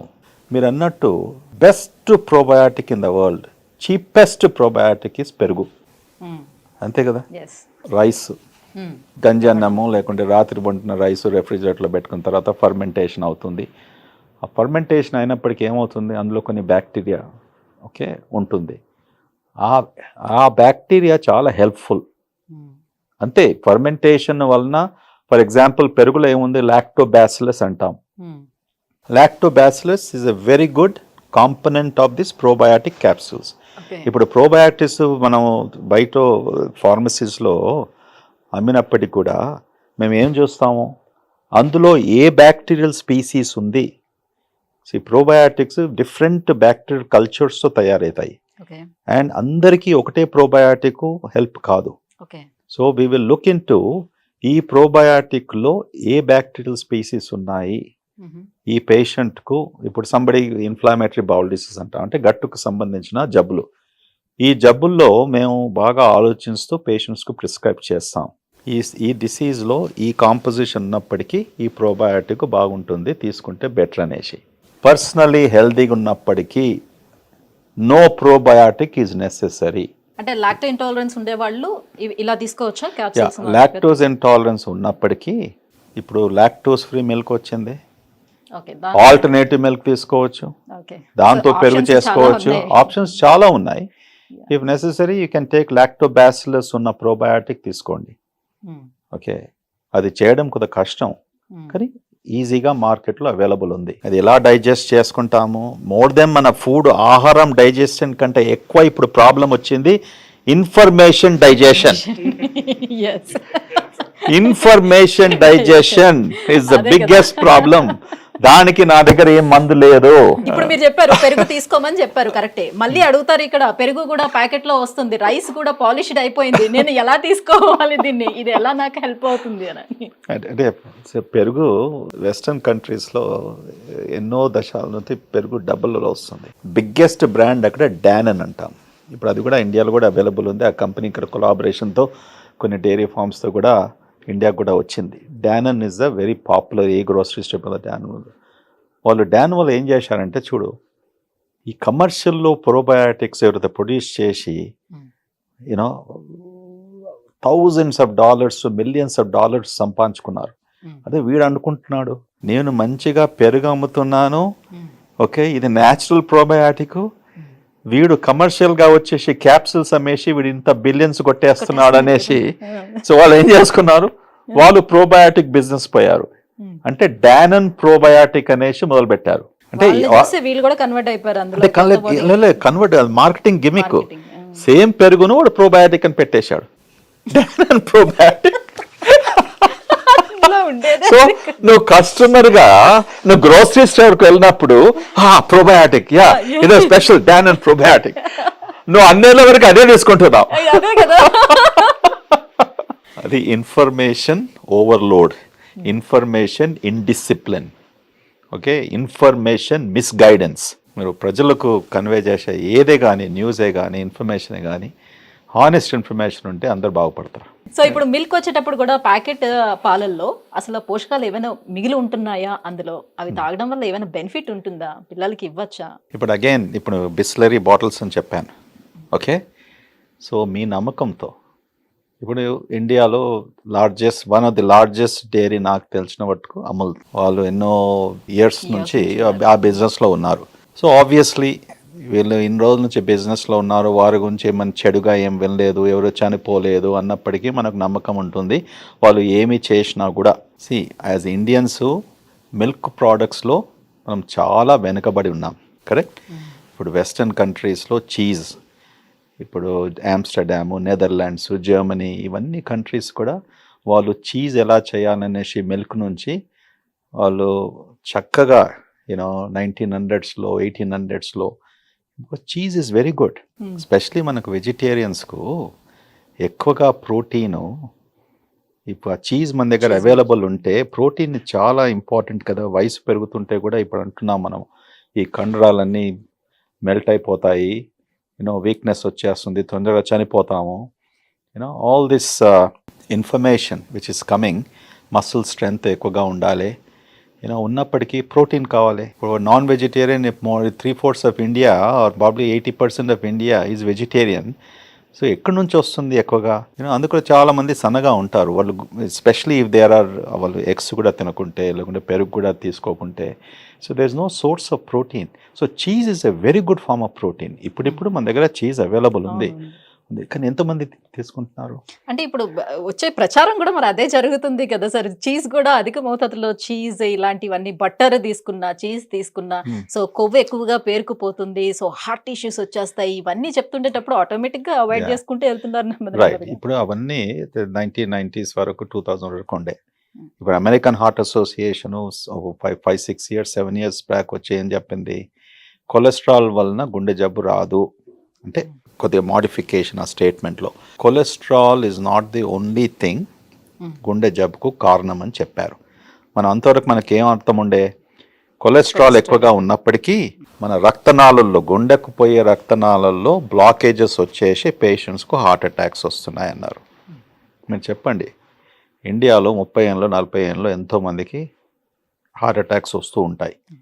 మొత్తం ప్రపంచమంతా చూసుకుంటే ఇండియాలో ఎర్లీ ఆర్ యంగ్ ఏజ్లో ఏవైతే హార్ట్ అటాక్స్ వస్తాయి ఇంకెక్కడ కూడా రావు. ఎందువలన వస్తున్నాయి? వాడు 30 years 40 years లావుగా లేడు, డయాబెటీస్ లేదు, బ్లడ్ ప్రెషర్ లేదు, స్మోకరు కాడు, కానీ సడన్ స్ట్రెస్ వల్ల. Stress is one of the biggest thing. Pollution వల్ల, ఆల్ దీస్ ఫ్యాక్టర్స్. కొలెస్ట్రాల్ వానికి 250 కూడా ఉండొచ్చు. It's not necessary. సో ఏం చెప్తున్నానంటే దీని గురించి, మీరు అన్నట్టు చీజ్ అంతా బ్యాడ్ ఉండడం వల్లే వస్తుంది. ఇప్పుడు కొలెస్ట్రాల్ అనేది కాదు, ట్రైగ్లిసరైడ్స్ ఎక్కువగా. Triglycerides also a part of lipid system. ఎక్కువగా ట్రైగ్లిసరైడ్స్ ఎక్కువగా ఎప్పుడు పెడతారు? కార్బోహైడ్రేట్. మనం ఎంత అన్నం తింటాం. ఓకే, మన డైట్ అంతే కదా, rich in this thing. Triglycerides, high triglycerides are equally bad or more bad. అది ఈజీగా సాల్వ్ చేసుకోవచ్చు కదా మనం. సాధారణంగా మనం in fact triglycerides are easy to manage than cholesterol. మనం కొద్దిగా ఆహారంలో చేంజ్ తెప్పించుకున్నప్పటికీ, ఎక్సర్సైజ్ చేసినప్పటికీ తప్పకుండా వితౌట్ మెడికేషన్ ట్రైగ్లిసరైడ్స్ తగ్గే అవకాశం ఉంటుంది. కానీ కొలెస్ట్రాల్ ప్రాబ్లం ఏంది? అందరికీ చెప్పినట్టు, అందరికీ తెలుసు ప్రజలకు కూడా, 80 to 90% of the cholesterol we call endogenous cholesterol. అంటే మన బాడీలో తయారవుతుంది, మన ఆహారం వలన కాదు. సో కొంతమంది అంత స్ట్రిక్ట్గా ఉన్నప్పుడు కూడా కొలెస్ట్రాల్ ఎక్కువగా ఎందుకు ఉంటుందంటే, జెనెటికల్లీ ఆ cholesterol they are making more. దానికి అన్ని థియరీస్ ఉన్నాయి. ఇప్పుడు ప్రజలు అర్థం చేసుకోవడానికి కష్టం అవుతుంది. ప్రజల్లో ఎక్కువగా కొలెస్ట్రాల్ ఉన్నప్పటికీ most of this is genetically mediated. So ఇటువంటి పేషెంట్స్కు ఇంకా జాగ్రత్త పడాలి. డైట్లో పుష్టంగా డైలీ మంచిగా ఒక చెంచాలు ఘీ ప్రతి మీల్లో మీరు తీసుకోండి. There is no problem according to the new research. So anything మనం మోడరేషన్లో చేసినప్పటికీ, ఇప్పుడు బాగా లావుగా ఉన్నాడు ఒక అతను, ఓకే, 150 కిలోలు ఉన్నాడు. ఇటువంటి వాళ్ళు డైలీ ఘీ తీసుకొని, లేకుంటే డైలీ చీజ్ తీసుకొని, డైలీ స్వీట్స్ తీసుకున్నప్పటికీ they is a problem. Otherwise cheese is a very good protein. Vegetarians have to realise, vegetarians అర్థం చేసుకోవాలి. చీజ్ ఎలా తయారవుతుంది? Condense milk. ఇంత మిల్క్ మనం త్రాగేది బదులు you can eating this nice pieces of cheese and చాలా tasty. ఇవాళ రేపు ఎన్ని రెసిపీస్ అమ్మా. నేను ఇన్స్టాగ్రామ్లో కార్లో చూస్తుంటే నాకు నా నోట్లో నూరు ఆడుతుంది. అరే నాకు చెప్పాలి, వాళ్ళ ఇంటికి వెళ్ళేసి ఇలాంటివి చేస్తే ఎంత బాగుంటుంది. నేను చేస్తాను అది చేస్తూ మా cook I push the button. Okay, ఎంత సులభం చేసిన ఇన్స్టాగ్రామ్లో simple things you can make it so well. So అందరినీ నేను ఇన్స్టాగ్రామ్ ఏదైతే dietary this thing cooking recipes ఉన్నాయి కదా, అది బ్రహ్మాండంగా మన వాళ్ళకు చాలా ఉపయోగపడుతుంది. సార్ ఇప్పుడు మరి యోగట్ మంచిదని చెప్తున్నారు, కానీ ఆ యోగట్ తో పాటు ఈ మధ్యన చాలా రకాల ఫ్రూట్స్ ని మిక్స్ చేసి కూడా మనకి వస్తున్నాయి, ఆ ఫ్లేవర్స్ లో కూడా వస్తున్నాయి కదా. సో అలా తీసుకోవచ్చు అంటారా? ఇప్పుడు మన పొట్టకి సూట్ కానీ కొన్ని రకాల విరుద్ధ ఆహారాలు కూడా ఉంటాయి. చాలా మందికి అవన్నీ తెలియక సో టేస్ట్ బాగుంది కదా అని చాలా మంది తినేస్తూ ఉంటాం. జస్ట్ లైక్ ఇప్పుడు మన షడ్రుచులతో ఒక మంచిగా వేడివేడిగా భోజనం తిన్నాం సార్. లాస్ట్ లో మన పెద్దలు చెప్తూ ఉంటారు, యూనో ఏదైనా ఒక స్వీట్ ఐటమ్ లాస్ట్ లో తినాలి అని చెప్తుంటారు. సో ఆ స్వీట్ ఐటమ్ ని మనం పక్కన పెట్టేసి చల్లగా ఉండేటటువంటి ఒక ఐస్ క్రీమ్ తెచ్చుకొచ్చి లాస్ట్ ఫినిషింగ్ టచ్ ఇస్తాం. సో ఇంత వేడి ఆహారం తినిన తర్వాత లాస్ట్ లోని చల్లగా ఈ ఐస్ క్రీమ్ తింటే ఏమైనా అది విరుద్ధ ఆహారం అలా తీసుకోవచ్చా, తీసుకోకూడదా? అబ్సల్యూట్లీ ఏం ప్రాబ్లం లేదు. ఫ్రూట్ మాత్రం భోంచేసిన తర్వాత తీసుకోకుంటే బెటర్. గివ్ సమ్ గ్యాప్ అంటాం. ఫ్రూట్ ఈటింగ్, ఫ్రూట్ తీసుకున్నప్పటికీ ఇదొక సైంటిఫిక్ పబ్లికేషన్. నా మళ్ళీ రేపు వచ్చేసి కొత్తగా పబ్లిష్ చేయొచ్చు అని తెలియదు నాకు. So I'm disclaimer, I'm already disclaimer. తిన్న తర్వాత ఫ్రూట్స్ తింటే మంచిగా డైజెషన్ అవుతుంది ఆల్రెడీ. కాదు, ఇట్స్ నాట్. ఎందుకంటే మనం ఎందుకు ఫ్రూట్స్ తీసుకుంటున్నాం? నాట్ బికాస్ స్వీట్ టేస్ట్ కొరకు. Fruit has a nutritive value. ఫ్రూట్లో ఇంతకుముందు చెప్పినట్టు antioxidants, vitamin C, vitamin A, all these things are there. So భోంచేయగానే ఫ్రూట్ తీసుకున్నప్పటికీ మన తినే ఆహారము ఆ అబ్జార్ప్షన్ను ఎఫెక్ట్ చేస్తుంది. కరెక్ట్? కడుపులో 4 గంటలు ఉంటుంది మన ఫుడ్. సో అప్పుడే పోయి ఫ్రూట్ తినేసావు. మనం తిన్న ఫుడ్లో డిఫరెంట్ కెమికల్స్, సబ్స్టెన్సెస్ ఉంటాయి. ఎంత అబ్జార్బ్ అవుతుంది, ఏది అబ్జార్బ్ అవుతుంది, యూనో దట్ క్వశ్చన్ వస్తుంది కదా. అందుకొరకు కొన్ని మెడికేషన్స్, మనం మెడిసిన్స్ తీసుకున్నప్పుడు ఏం చెప్తాం, ఇది బోన్ చేసిన తర్వాత తీసుకోండి, ఇది బోన్ చేయక ముందు తీసుకోండి, ఇది బోన్ చేసిన గంట తర్వాత తీసుకోండి. ఇవన్నీ ఎందుకు చెప్తాము, రీసెర్చ్లో కనుక్కున్నప్పటికీ ఈ అబ్జార్ప్షన్ చాలా మ్యాక్సిమంగా ఉంటుంది, అది మీకు హెల్ప్ అవుతుంది. సో ఫ్రూట్ సంగతి కూడా అంతే. When you're eating the fruit, ఎంత ఎంటీ స్టమక్లో తీసుకున్నప్పటికీ ఒక గంట ముందు ఒక గంట తర్వాత ఏం తీసుకోకుంటే బెటర్గా ఉంటుంది అనేసి యూనో కొద్దిగా రీసెర్చ్లో చెప్పారు. అందుకొరకే నేను డైలీ మార్నింగు నా బ్రేక్ఫాస్ట్ అంతా కూడా మంచి ఫ్రూట్, మిక్స్డ్ ఫ్రూట్ బౌల్. నేను దాని ముందు దోశ తినను, దాని తర్వాత ఇడ్లీ తినను, దాని తర్వాత యూనో ఐ వాంట్ గివ్ మా స్టమక్ స్పేస్ ఇచ్చేసి let this fruit completely get absorbed. You know నేనేం పాటిస్తాను, నేను డైలీ ఉదయము యాంటీ ఆక్సిడెంట్ జ్యూస్ అనేసి ఇంట్లో బ్లెండర్లో కేలు, సెలరీ, యూనో కివీ ఫ్రూటు వేసుకొని గ్లాస్లో గ్రీన్ బాటిల్, అది గ్రీన్గా ఉంటుంది. అది చూస్తుంటే కూడా నాకు భయం అవుతుంది ఒకసారి, ఎందుకంటే చేదుగా ఉంటుంది. అయినా అమ్మా ఇది ఎందుకు తీసుకుంటున్నారా బాబు ఇది అనేసి, బట్ అలవాటు అయిపోయింది. ఏంటంటే I drink like medicine. So everything, మనం ప్రతిదీ భోంచేసిన ఆహారము, ప్రతిదీ తీసుకునేది అది కేవలం టేస్టీగా ఉండాలని మనం ఆ ఉద్దేశం పెట్టుకోకూడదు. కాకరకాయ బాగా బిటర్గా ఉంటుంది కదా, నేనైతే అసలు అది మా నాన్నగారు ఎంత ప్రాణంతో తినేది. ఆయనకు వారంలో 2 సార్లు కాకరకాయ లేనిది భోజనము పోయేది కాదు. అదే నేను అసలు కాకరకాయ అంటే కోపం వచ్చేది. ఎంత బిటర్గా ఎలా తింటారు. ఇప్పుడు తింటాను అప్పుడప్పుడు, ఎప్పుడో ఒకసారి. See what is bitter to somebody is sweeter to you, what is sweet to you is bitter to somebody. But మా నాన్నగారు ఆయనకి ఇవన్నీ వెజిటబుల్స్ గురించి, ఎందుకంటే వాళ్ళందరూ బాగా గీత, సంస్కృతం ఇవన్నీ టీవీ వాళ్ళు చదివేది, చూసేది అండ్ స్ట్రిక్ట్గా ఫాలో అయ్యేది. స్ట్రిక్ట్గా ఫాలో అయినప్పటికీ నాకు ఆ బిట్టర్ టేస్ట్ ఎందుకనేసి చిన్నపిల్లని why do want eat this you know, మా అమ్మగారు మంచిగా చికెన్ వండి పెట్టేస్తారు, తీసుకుంటాను. But it's very good. కాకరకాయ is bitter. Later in life ఇవన్నీ జబ్బులు వచ్చాయికి అన్ని డబ్బంతా ఖర్చు పెట్టే బదులు, so try something which is bitter that doesn't taste well. There is nothing wrong with this. Correct? Yes. Yeah, life is not one even platform. So you should treat your body also like that. Some things you put in there like medicine. ఇప్పుడు exercise చేసినా కూడా నేను అదే చెప్తాను పేషెంట్స్కు. Okay, మీరు you make a decision.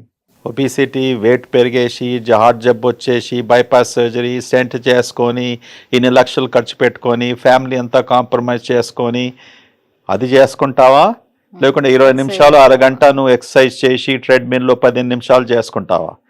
Okay, హాస్పిటల్లో కూడా మీరు జిమ్ పెట్టారంట. అసలు హాస్పిటల్స్ లోని జిమ్స్ అని చూడలేదు. అవును, అది జిమ్ ఎవరి కొరకు పెట్టానంటే నా కొరకు పెట్టుకోలేదు. ఓకే, మా ఎంప్లాయీ వెల్ఫేర్ కొరకు పెట్టుకున్నాం. అందరూ హెల్తీగా ఉండాలి. ఓకే, నర్సెసే కానీ నీకు ఈ అవకాశం ఉంది.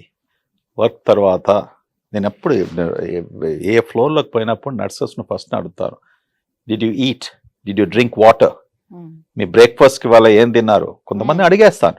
యూనో సి, వాళ్ళు చిన్న వయసులో పనిచేస్తున్నారు, అమ్మ నాన్నని విడిచిపెట్టేసి ఒక సిటీకి వస్తున్నారు. ఓకే, ఇంతమంది సిక్ పేషెంట్స్ను హాస్టల్లో ఉంటూ హాస్పిటల్కి వచ్చేసి యూనో వాళ్ళకు కేర్ అన్నప్పటికీ ఎవరో ఒకరు అడగాలి కదా. ఎవరు అడుగుతారు వాళ్ళను?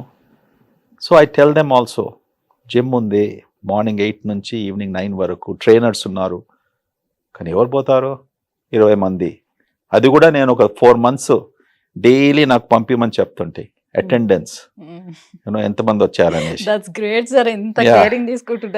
అండ్ దాని తర్వాత 20-30 అయిపోయింది. తర్వాత జిమ్ కోఆర్డినేటర్స్ను నేను వానికి చివాట్లు పెట్టాను. అంటే ఏం నీకు ఎప్పుడు ఇంతమంది 1000 మంది ఎంప్లాయీస్ ఉన్నారు, 1200 మంది, ఏంది 2, 20, 30 చూపిస్తున్నావు, నువ్వు మోటివేట్ చేస్తలేవు అనేసి. నో సార్, నేను చెప్తున్నా సార్, మీరు వస్తే బాగుంటుందంట. సో నేను అనుకుంటాను ఈ మధ్యలో 2-3 times a week ఇంట్లో చేసే జిమ్ బదులు ఇక్కడ చేసుకుంటే బెటర్, మేబీ ఇలా ఇన్స్పైర్డ్ దెమ్ అనేసి చేస్తాం, తప్పకుండా చేస్తాం. It's good. ఐ థింక్ వాళ్ళకు ఇట్ రియల్లీ జిమ్లో చేసినప్పటికీ ఐ డోంట్ నో, మీరు చేస్తారా, జిమ్కి వెళ్తారా? నేను ఇంట్లోనే కదా, perfect. Yeah, that's fine. You don't have to go to gym. How good you feel. నాకు it's like a ton of energy in the morning. ఆ జిమ్ చేయని రోజు నాకు ఐ ఫీల్ లిటిల్ నౌ, అది అలవాటు అయినందుకు మేబీ డల్గా ఉండడము, కొద్దిగా ఇరిటేషను, ఇదంతా జరుగుతుంది అన్నట్టు. చాలా ఎక్కువసేపు స్టామినా అనేది అలా మెయింటైన్ అవుతుంది. అబ్సల్యూట్లీ, స్టామినా అనేది బాగా మెయింటైన్ ఉంటూ you feel good because it produces those chemicals, endorphins అంటాం కదా. That's a different feeling all together. Yeah sir, చాలా మందికి ఒక రోజు మోషన్ రాలేదు అని అంటే, సో నాకు కాన్స్టిపేషన్ ప్రాబ్లం వచ్చేసిందేమో, నేను ఐబిఎస్ ప్రాబ్లం వచ్చిందేమో, ఇలా టెన్స్ అయిపోతూ ఉంటారు. సో ఇటీవల కాలం మనం చూసుకున్నా కూడా ఐబిడి యువతలోనే ఎక్కువగా కనిపిస్తుందని చెప్తున్నారు. సో ఐబిఎస్ కన్నా ఐబిడి ఎంత ప్రమాదం, ఎంత serious? IBD is a real disease. Okay, IBD అనగా ఇన్ఫ్లామేటరీ బౌల్ డిసీజ్ అంటాం. ఈ మధ్యలో అంటే 10-20 ఇయర్స్ నుంచి మనం ఎక్కువగా డయాగ్నోస్ చేయబడుతుంది. ఎందుకంటే ఈ టెక్నాలజీ, ప్రొసీజర్సు, ఎండాస్కోపీసు, కొలనాస్కోపీస్ ఇవన్నీ కూడా ఇండియా అంతటా కూడా మేజర్ సిటీస్లో అవైలబుల్ ఉన్నాయి. సో ఈ డిసీజు మనం కేవలం వెస్టర్న్ డిసీజ్ అనుకున్నాం, కేవలం యూరోప్, అమెరికా లాంటి దేశంలో ఉండేది, ఎస్పెషల్లీ జూయిష్ పాపులేషన్లో ఎక్కువగా ఉండేది అనేసి మేము చదువుకున్నప్పుడు మా పుస్తకాల్లో అది రాసి పెట్టారు. ఇండియన్స్కి ఎందుకు వస్తుంది ఈ డిసీజు, ఓన్లీ వెస్టర్న్ డిసీజ్. అట్లా చాలామందికి మనం అన్యాయం చేశాం మన దేశంలో. ఇది మన దేశంలో ఉండదు, ఇట్స్ ఇంపాసిబుల్. ఇవన్నీ ఎందుకన్నామంటే మనకు సిటీ స్కాన్లు, ఎంఆర్ఐలు, బ్లడ్ టెస్ట్లు, సాఫిస్టికేటెడ్ అడ్వాన్స్డ్ డయాగ్నాస్టిక్ టూల్స్ లేకపోయేది. అందులో డాక్టర్స్ కూడా ఈ సూపర్ స్పెషలిస్ట్ ఉన్నప్పటికీ నువ్వు 1990s, 80s ఎక్కడున్నారు? మొత్తం ఇండియా అంటే చూస్తే కూడా ఒక ఫ్యూ డజన్ గ్యాస్ట్రెంట్రాలజిస్ట్ ఇంత పెద్ద పాపులేషన్కు. సో మనం డయాగ్నోసిస్ చేయకపోయినప్పటికీ అది లేదు అనేసి స్ట్రాంగ్గా చెప్పడము అదొక మన ఇండియన్ కల్చర్. ఇది ఓన్లీ వెస్టర్న్స్ వాళ్ళకి వస్తుంది, మన దగ్గర లేదనేసి. ఇప్పుడేమంటున్నాం, ఇది అమెరికన్స్ చెప్పారు మనకు 6-7 సంవత్సరాల క్రితం. ఏం చెప్పారంటే India is the only country in the world, ప్రపంచమంతా కూడా భారతదేశం ఒకటే దేశం where IBD is equivalent to Americans. అంటే అమెరికాలో ఎంతకు వస్తుందో ఈ జబ్బు, ఇండియన్స్ కూడా అదే పర్సెంటేజ్లో, అదే ఫ్రీక్వెన్సీలో వస్తుంది. దానికి ఒక థియరీ వాళ్ళు ఇచ్చారు, థియరీ చెప్పారు, ఆ ఎడిటోరియల్ రాశారు. ఎందుకు వస్తుంది ఇండియన్స్లో ఇది వెస్టర్న్ డిసీజ్ అనుకున్నాం కదా. సో ఏం చెప్పారంటే, ఇప్పుడు యంగర్ ఇండియన్స్ ఇంట్లో నుంచి వెళ్ళిపోతున్నారు, హాస్టల్లో ఉంటున్నారు, వాళ్ళ అమ్మ వాళ్ళ కుకింగ్, గ్రాండ్ మదర్ కుకింగ్, అందులో పసుపు వేయడము, ఓకే, ఇవన్నీ మసాలాసు, ఇవన్నీ కూడా ప్రొటెక్టివ్ అని చెప్పారు. ముఖ్యంగా టర్మరిక్, మన పసుపు చాలా ఇంపార్టెన్స్ అనేసి. So it made some sense, కానీ I don't think so it is right. అది నిజం కాదు అని అనుకుంటాను. కొద్ది వరకు నిజంగా ఉండొచ్చు. Something else is causing. ఇప్పుడు ఐబిడి ఎందుకు వస్తుంది? గట్ మైక్రోబయోమ్లో చేంజ్ అయినప్పటికీ, అది ప్రూవన్. ఇప్పుడు ఆఫ్టర్ 50, 60, 70 ఇయర్స్ ఆఫ్ రీసెర్చ్ ఒక కంక్లూషన్కి వచ్చాం. ఐబిడి రావడము, మైక్రోబయోమ్ చేంజ్ కావడము, ఇమ్యూన్ సిస్టంలో మార్పు తీసుకురావడం వలన మనం ఐబిడికి గురి అవుతాం, అంటే ఐబిడి వస్తుంది. ఈ ఐబిడి అంతా ముందేమైంది, టీబీ అని డయాగ్నోస్ చేసేవాళ్ళు. ఎస్, ఇవన్నీ ప్రొసీజర్స్ లేనప్పటికీ డాక్టర్సు ఇది టీబీ, ఇంటెస్టైన్స్లో టీబీ, వాళ్ళకు 9 నెలలు పాపము టీబీ ట్రీట్మెంట్ ఇచ్చేవారు. క్రోన్స్ డిసీజ్ అనేసి. ఎందుకంటే ఈ టెస్ట్ లేకుండే, ఈ సాఫిస్టికేటెడ్ పీసీఆర్ టెస్ట్ అనేసి ఇవన్నీ కూడా మనకు టీబీ కనుక్కోవడానికి లేకున్నప్పటికీ కూడా ఎంపెరికలీ, అంటే ఇలా ఉన్నప్పటికీ ఇది టీబీ అనేసి ట్రీట్ చేసేవాళ్ళు. పిల్లల్లో వస్తుంది కాన్స్టిపేషన్ అంటే మేజర్గా అది పెద్దవాళ్ళు పెద్దగా వాళ్ళ మీద కాన్సన్ట్రేట్ చేయకపోవడం వల్ల, లేకపోతే వాళ్ళు దానికి అంత టైం ఇవ్వకపోవడం వల్ల ఎలా రావచ్చు పిల్లల్లో? పిల్లల్లో చిన్న పిల్లల్లో వచ్చే కాన్స్టిపేషన్ దానికి ఎన్నో రీజన్స్ ఉన్నాయి. ముఖ్యంగా అది ఫ్యామిలీస్లో ఉన్నప్పటికీ కూడా పిల్లలు కూడా వచ్చే అవకాశం ఉంటుంది. రెండవది పిల్లల డైట్ ప్రకారం కూడా ఇది చాలా ఇంపార్టెంట్. సాధారణంగా చిన్నపిల్లలు వెజిటబుల్స్ ఎక్కువ తీసుకోరు, ఎస్పెషలీ మోడర్న్ కల్చర్లో ఫాస్ట్ ఫుడ్ కల్చరు. యూనో నేను గ్యారంటీగా మీకు ఇస్తాను, ఎంతమంది ఫ్యామిలీస్లో middle school high school students మంచిగా కూర్చొని ఒక వెజిటబుల్ కర్రీ లేకుంటే మన దాలు ఇవన్నీ తీసుకుంటారు. చాలా తక్కువ అయిపోయింది ఈ ఫాస్ట్ ఫుడ్ కల్చర్లో, చాలా తక్కువ. రైట్. అండ్ చిన్న పిల్లల్లో అంటే 1 year 2 yearsలో కొన్ని డిసీజెస్ కూడా ఉన్నాయి. సో అది రూల్ అవుట్ చేయాలి. కాన్స్టిపేషన్ వచ్చే డిసీజెస్, సైకలాజికల్ డిస్టర్బెన్సెస్, యంగ్ పీపుల్లో కూడా స్ట్రెస్ వాళ్ళు ఎక్స్ప్రెస్ చేయరు, దానికి కూడా కాన్స్టిపేషన్ దారి చేస్తుంది. సో ఇవన్నీ కూడా డిఫరెంట్ సిచ్యువేషన్స్లో ఇటువంటి వచ్చే అవకాశం ఉంటుంది. అది ప్రాపర్గా డయాగ్నోస్ చేసుకొని ఇది కేవలం డైట్ వలన అయితే అది very simply you can solve it and help the patients.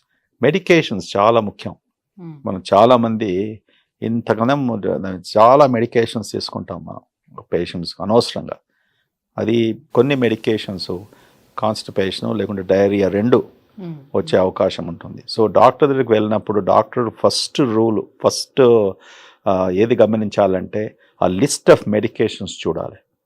Okay, doctors తొందరపడి ఇది ఉండేసి అనేసి ఈ టెస్ట్లు రాయడము, ఓకే, ఆ మెడికేషన్ చూడకపోవడము. ఎందుకంటే మీరు ఒక 10,000 టెస్ట్ చేసే బదులు ఆ పేషెంట్ తీసుకున్న మెడికేషన్ లిస్ట్ తీసుకొని డయాగ్నోస్ చేస్తే దీనివల్ల మీకు అవుతుంది, ఇది మీరు చేంజ్ చేసుకుంటే బాగుంటుంది, తర్వాత ఒక 4 రోజుల తర్వాత మళ్ళీ మనం చూద్దాము. పర్సిస్టెంట్ కాన్స్టిపేషన్ అయితే యూ కెన్ ఇన్వెస్టిగేట్. సో ఇప్పుడు ఈజీ టు కుక్ అనే కొన్ని ఫుడ్స్ కూడా మనకు వచ్చేసాయి, 2 minutesలో కుక్ చేసుకునే ఫుడ్స్. సో అందరికీ అర్థమైనట్టు చెప్పాలి అని అంటే like Maggie's and packaged foods కూడా చాలా వచ్చేసాయి. అండ్ అందులో చాలా ప్రిజర్వేటివ్స్ ఉంటున్నాయి, షుగర్స్ ఉంటున్నాయి. బట్ వాడైతే లేబుల్ మీద ఇస్తాడు, ప్యాకెట్ లేబుల్ మీద ఇంగ్రీడియంట్స్. పాప వాడు తప్పే లేదని చెప్పొచ్చు, అన్ని ఏం మిక్స్ చేస్తానని ఇస్తాడు, ఇంత చిన్న చిన్న అక్షరాలు ఇస్తాడు పాప. కానీ అది ఎవరో మనం చూడం, పైన ఉన్న ఈ బొమ్మను చూసి ఓకే ఇది బాగుంది అన్నట్టు తీసుకొస్తాం. సో దీనివల్ల వచ్చే కాంప్లికేషన్స్ ఏమి ఉంటాయి? కాంప్లికేషన్స్ ఏం లేదు, మీరు అన్నట్టు లేబుల్ చదువుతాం కదా, బ్రహ్మరాత్ర కదా అంతా రాసి పెడతాడు అక్కడ. అందులో ప్రోటీన్ ఇంత, షుగర్స్ ఇంత, సోడియం ఇంత, పొటాషియం ఇంత, అన్ని రాసి ఎవరు చదవలేరు.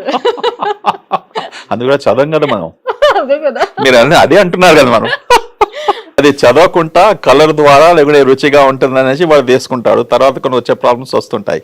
కానీ అది చెప్పేది ఏంటంటే it's a good thing packet మీద రాసేది, ఎందుకంటే మనం క్యాలరీస్ ఎన్ని వస్తున్నాయి అనేసి కనుక్కుంటాం. కొంతమంది నేను చూసేది ప్యాకెట్లో ఇది క్యాలరీస్ ఎంత, okay, because your calorie conscious, weight పెరుగుతుంది, షుగర్ ఎక్కువగా ఉంది, అంతవరకు చూసుకుంటే పర్లేదు. ఓకే, ఇప్పుడు ఫర్ ఎగ్జాంపుల్ మనం సే బాదాం అనుకోండి, ఆల్మండ్స్, ఓకే, నీకు ఇష్టం ఉంటుంది, ఏమంటాం మనము, ఒక ఫిస్ట్ ఫుల్ ఆఫ్ ఆల్మండ్స్, అంటే మీ పామ్లో ఒక 5-6 ఆల్మండ్స్ తింటే డైలీ మోర్ దెన్ ఇనఫ్. అది రోస్టెడ్ ఆల్మండ్స్ ఉందనుకోండి, 5 తినేస్తాము, 10 తినేస్తాము, 20 తినేస్తాము, 30 తినేస్తాము. దాని నుంచి ఎన్ని క్యాలరీస్? 400, 500, 600 క్యాలరీస్. అరగంటలో మీరు అన్ని క్యాలరీస్ మీరు తీసుకున్నారు. సో లేబులింగ్ ఈజ్ ఇంపార్టెంట్, అన్ని రకాలుగా మనకు హెల్ప్ అవుతుంది. దాని తర్వాత మీరు అన్నారు కదా 2 minutes 5 minutes కుకింగ్, అది కూడా చాలా ఇంపార్టెంట్. ఇప్పుడు ఎయిర్ ఫ్రైయర్ అంటాం కదా, ఎయిర్ ఫ్రైయర్స్, ఓకే, చాలా మంది కూడా చిన్న ఎయిర్ ఫ్రైయర్స్, ఇది air fryer is better than even oven. Okay, ఇప్పుడు చాలా మంది ఇళ్ళల్లో చిన్న ఎయిర్ ఫ్రైయర్స్, పెద్ద ఎయిర్ ఫ్రైయర్స్ పెట్టుకున్నారు. Air fryer is actually good, ఎందుకంటే without oil, without anything, and అది బాగా టేస్టీగానే ఉంటుంది. ఈ అవన్స్ కూడా ఇవాళ ఇప్పుడు మీరు అన్నారు కదా, ఇంత పెద్ద పెద్ద అపార్ట్మెంట్స్ పెట్టుకుంటున్నారు, కిచెన్ ఇంత సన్నగా ఉంది అనేసి. కానీ ఇవి పోయి అక్కడ చూడాలి, మెజెస్టిక్ అవన్స్ ఉంటాయి వీళ్ళు. అది సంవత్సరం ఒకసారి యూజ్ చేస్తే కూడా బాగానే ఉంటుంది. Okay, right. ఎగ్జాంపుల్ ఎందుకు చేయాలంటే ఒకటి భయం. దేని వలన భయము? బయటి ప్రపంచంలో వెస్టర్న్ సివిలైజేషన్స్లో అది ఎప్పటి నుంచో ఉన్నాయి. వాళ్ళకు మేజర్ కుకింగ్ అంతా కూడా నాట్ మన గ్యాస్ స్టవ్స్లో తాల్పు వేయడము, ఆయిల్ వేయడము, first onions, garam masala, all this routine. Okay, అది అక్కడ లేదు కదా. చాప్. ఓకే, అవన్లో పెట్టండి. Here is the casserole, here is the meet loaf. Okay, and nice meal. మన దగ్గర కూడా ఇప్పుడు అవన్స్ పెట్టుకున్నందుకు, ఎయిర్ ఫ్రైయర్స్ ఉన్నందుకు ఆ లేబుల్ మీద ఇన్స్ట్రక్షన్స్ ఉంటాయి. Keep it for 5 minutes or keep it for 4 minutes. లేకుంటే 5 minutes 3 minutes తర్వాత దాన్ని మళ్ళీ అందులో ఇది తిప్పేయండి. So the other side also gets warmer whatever your keeping in the food. That is very important. మీకు చెప్పాలంటే నిన్నే ఇన్స్టాగ్రామ్లో air fryer different dishes temperatures పెట్టాడు. రే ఇది బ్రహ్మాండంగా ఉంది, ఇది నాకు ఒక లివర్ డిసీజ్ ఫార్ములాగా ఉంది, ఇది జ్ఞాపకం పెట్టుకోవాలంటే నేను నోట్స్లో పెట్టుకుంటాను అనేసి ఇమీడియట్లీ మా ఇంట్లో ఉన్న పనివానికి పంపించేశాను. అరే ఇది ప్రింట్ చేసుకొని కిచెన్ డ్రాలో పెట్టుకొని రా, యూనో. లేకుంటే అస్తమానం వాడు సమోసాని ఎయిర్ ఫ్రైర్ చేస్తుంటే ఎన్ని నిమిషాలు పెట్టాలి వాళ్ళకి ఏం తెలుసు? వీళ్ళందరూ చదువుకునే వాళ్ళు కారు. We are dependent upon them. Okay, so అది చాలా ముఖ్యం. వన్ ఈస్ క్యాలరీస్, షుగరు, ఈ కంటెంట్, దాని తప్ప ఇంకేం వేరే ఎక్కువ చూసేది అక్కర్లేదు. రెండోది ఎలా కుక్ చేయాలి. లేకుంటే ఇవన్నీ తీసుకొచ్చేసి సరిగ్గా టెంపరేచర్లో మీరు పెట్టుకొని కుక్ చేయకుంటే it won't taste well. Okay, అది కేవలం ఒక నిమాయిష్ కొరకు ఉండిపోతుంది. మీరు అన్నట్టు మీ ఇంట్లో మంచి అవన్ ఉంది కదా, యూనో. సో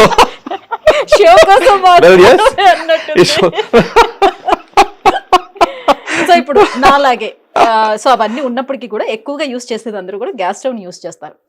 యూస్ చేసిన గ్యాస్ స్టవ్ కూడా చాలా పెద్ద ఫ్లేమ్ లోని తొందరగా అవడం కోసం అని ఫ్లేమ్ ఎక్కువగా పెట్టి, టెంపరేచర్ ఎక్కువగా పెట్టి, సో దాంట్లోనే ఏం చేసినా కూడా బాగా బాయిల్ అవ్వాలి వాటిని.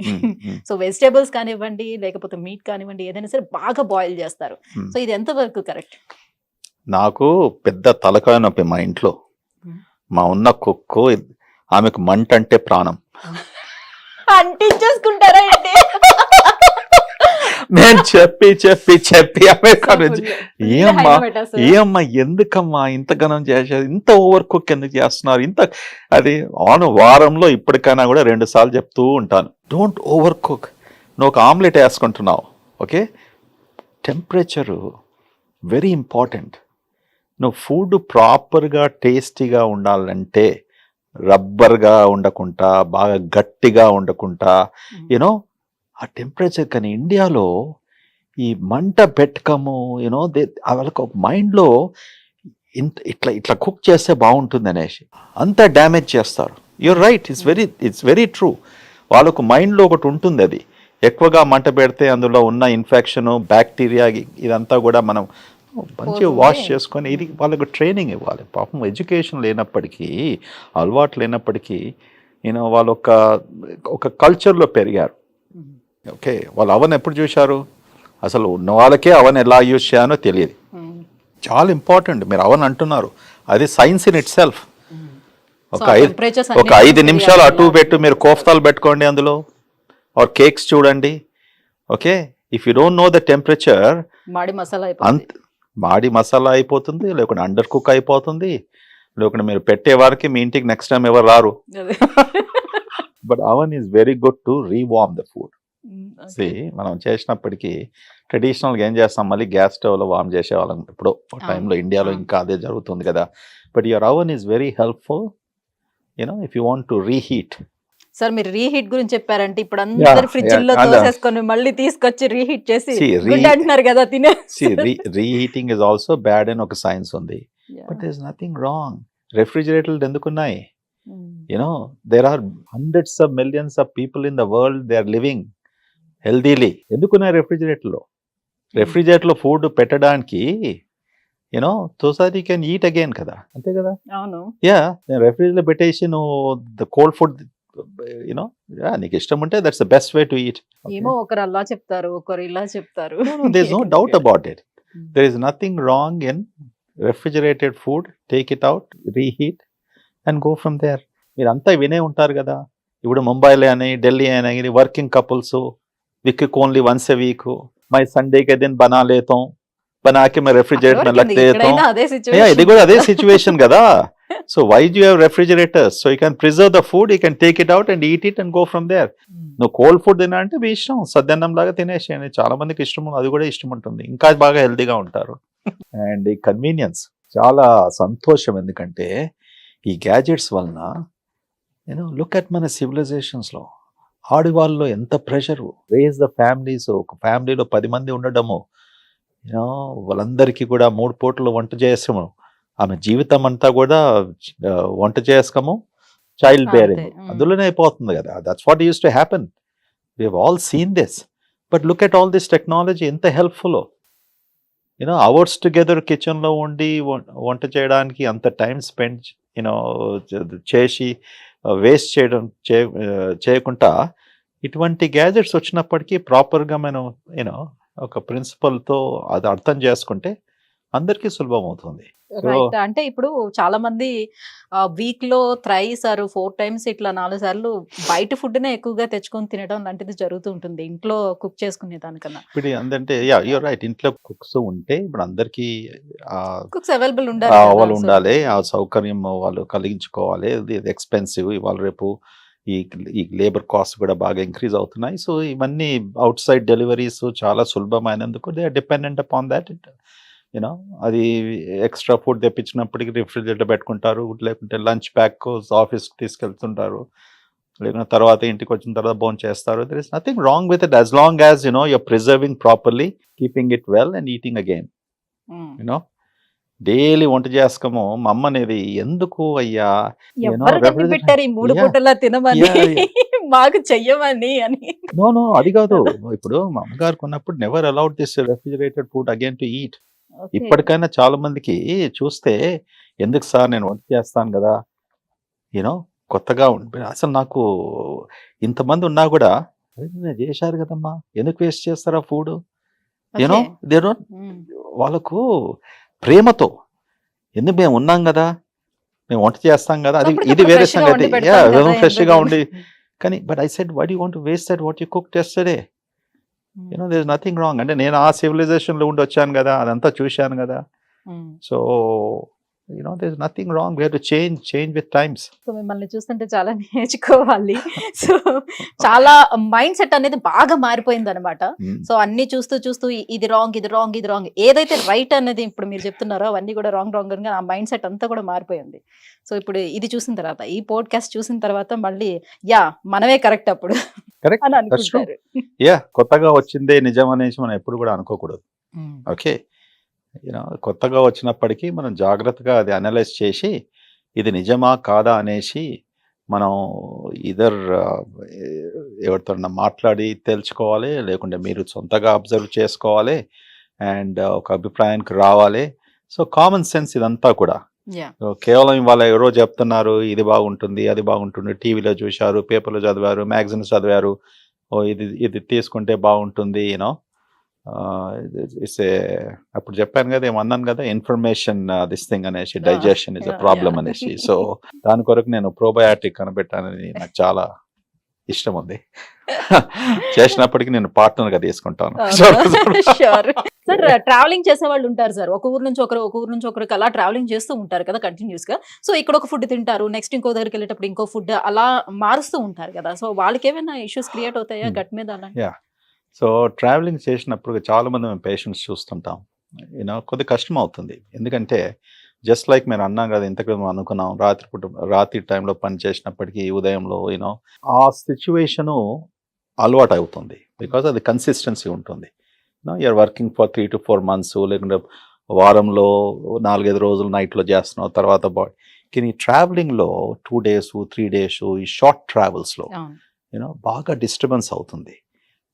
మీరు ఎక్కడ భోజనం చేస్తున్నారు, టైమ్లీ మీల్స్ లేకపోవడము, ఓకే, ఎస్పెషల్లీ మీకు డయాబెటీస్ ఇటువంటి ప్రాబ్లమ్స్ ఉన్నప్పటికీ. సో మీరు ఆ డిపెండెన్సీ మీకు ఏముంటుందో మీకు చాయిస్ ఉంటుంది. సో చాలామంది దాని గురించి కంప్లైంట్ చేస్తారు, నాకు ఇది తీసుకున్నప్పటికీ అంత బ్లోటింగ్ అవుతుంది, లేకుంటే మాకు బాగా ఎక్కువగా బెల్చింగ్స్, వేపులు, గ్యాస్ పోవడము, అన్కంఫర్టబుల్నెస్, లేకుంటే మసిల్ ఏక్స్, స్ట్రెస్, హెడేక్స్. మనం కేవలము ఆహారము కేవలం గట్ ప్రాబ్లమ్స్ కాదు, beyond gut, okay, systemic problems కూడా. అనగా మన మెంటల్ స్టేటు, ఓకే, మన ఫెటీగ్, టైర్డ్నెస్, స్లీప్లో చేంజ్ రావడము, యూనో ఎమోషనల్ స్టేట్లో చేంజ్ కావడము, యూనో ఇవన్నీ కూడా ఎఫెక్ట్ అవుతుంది.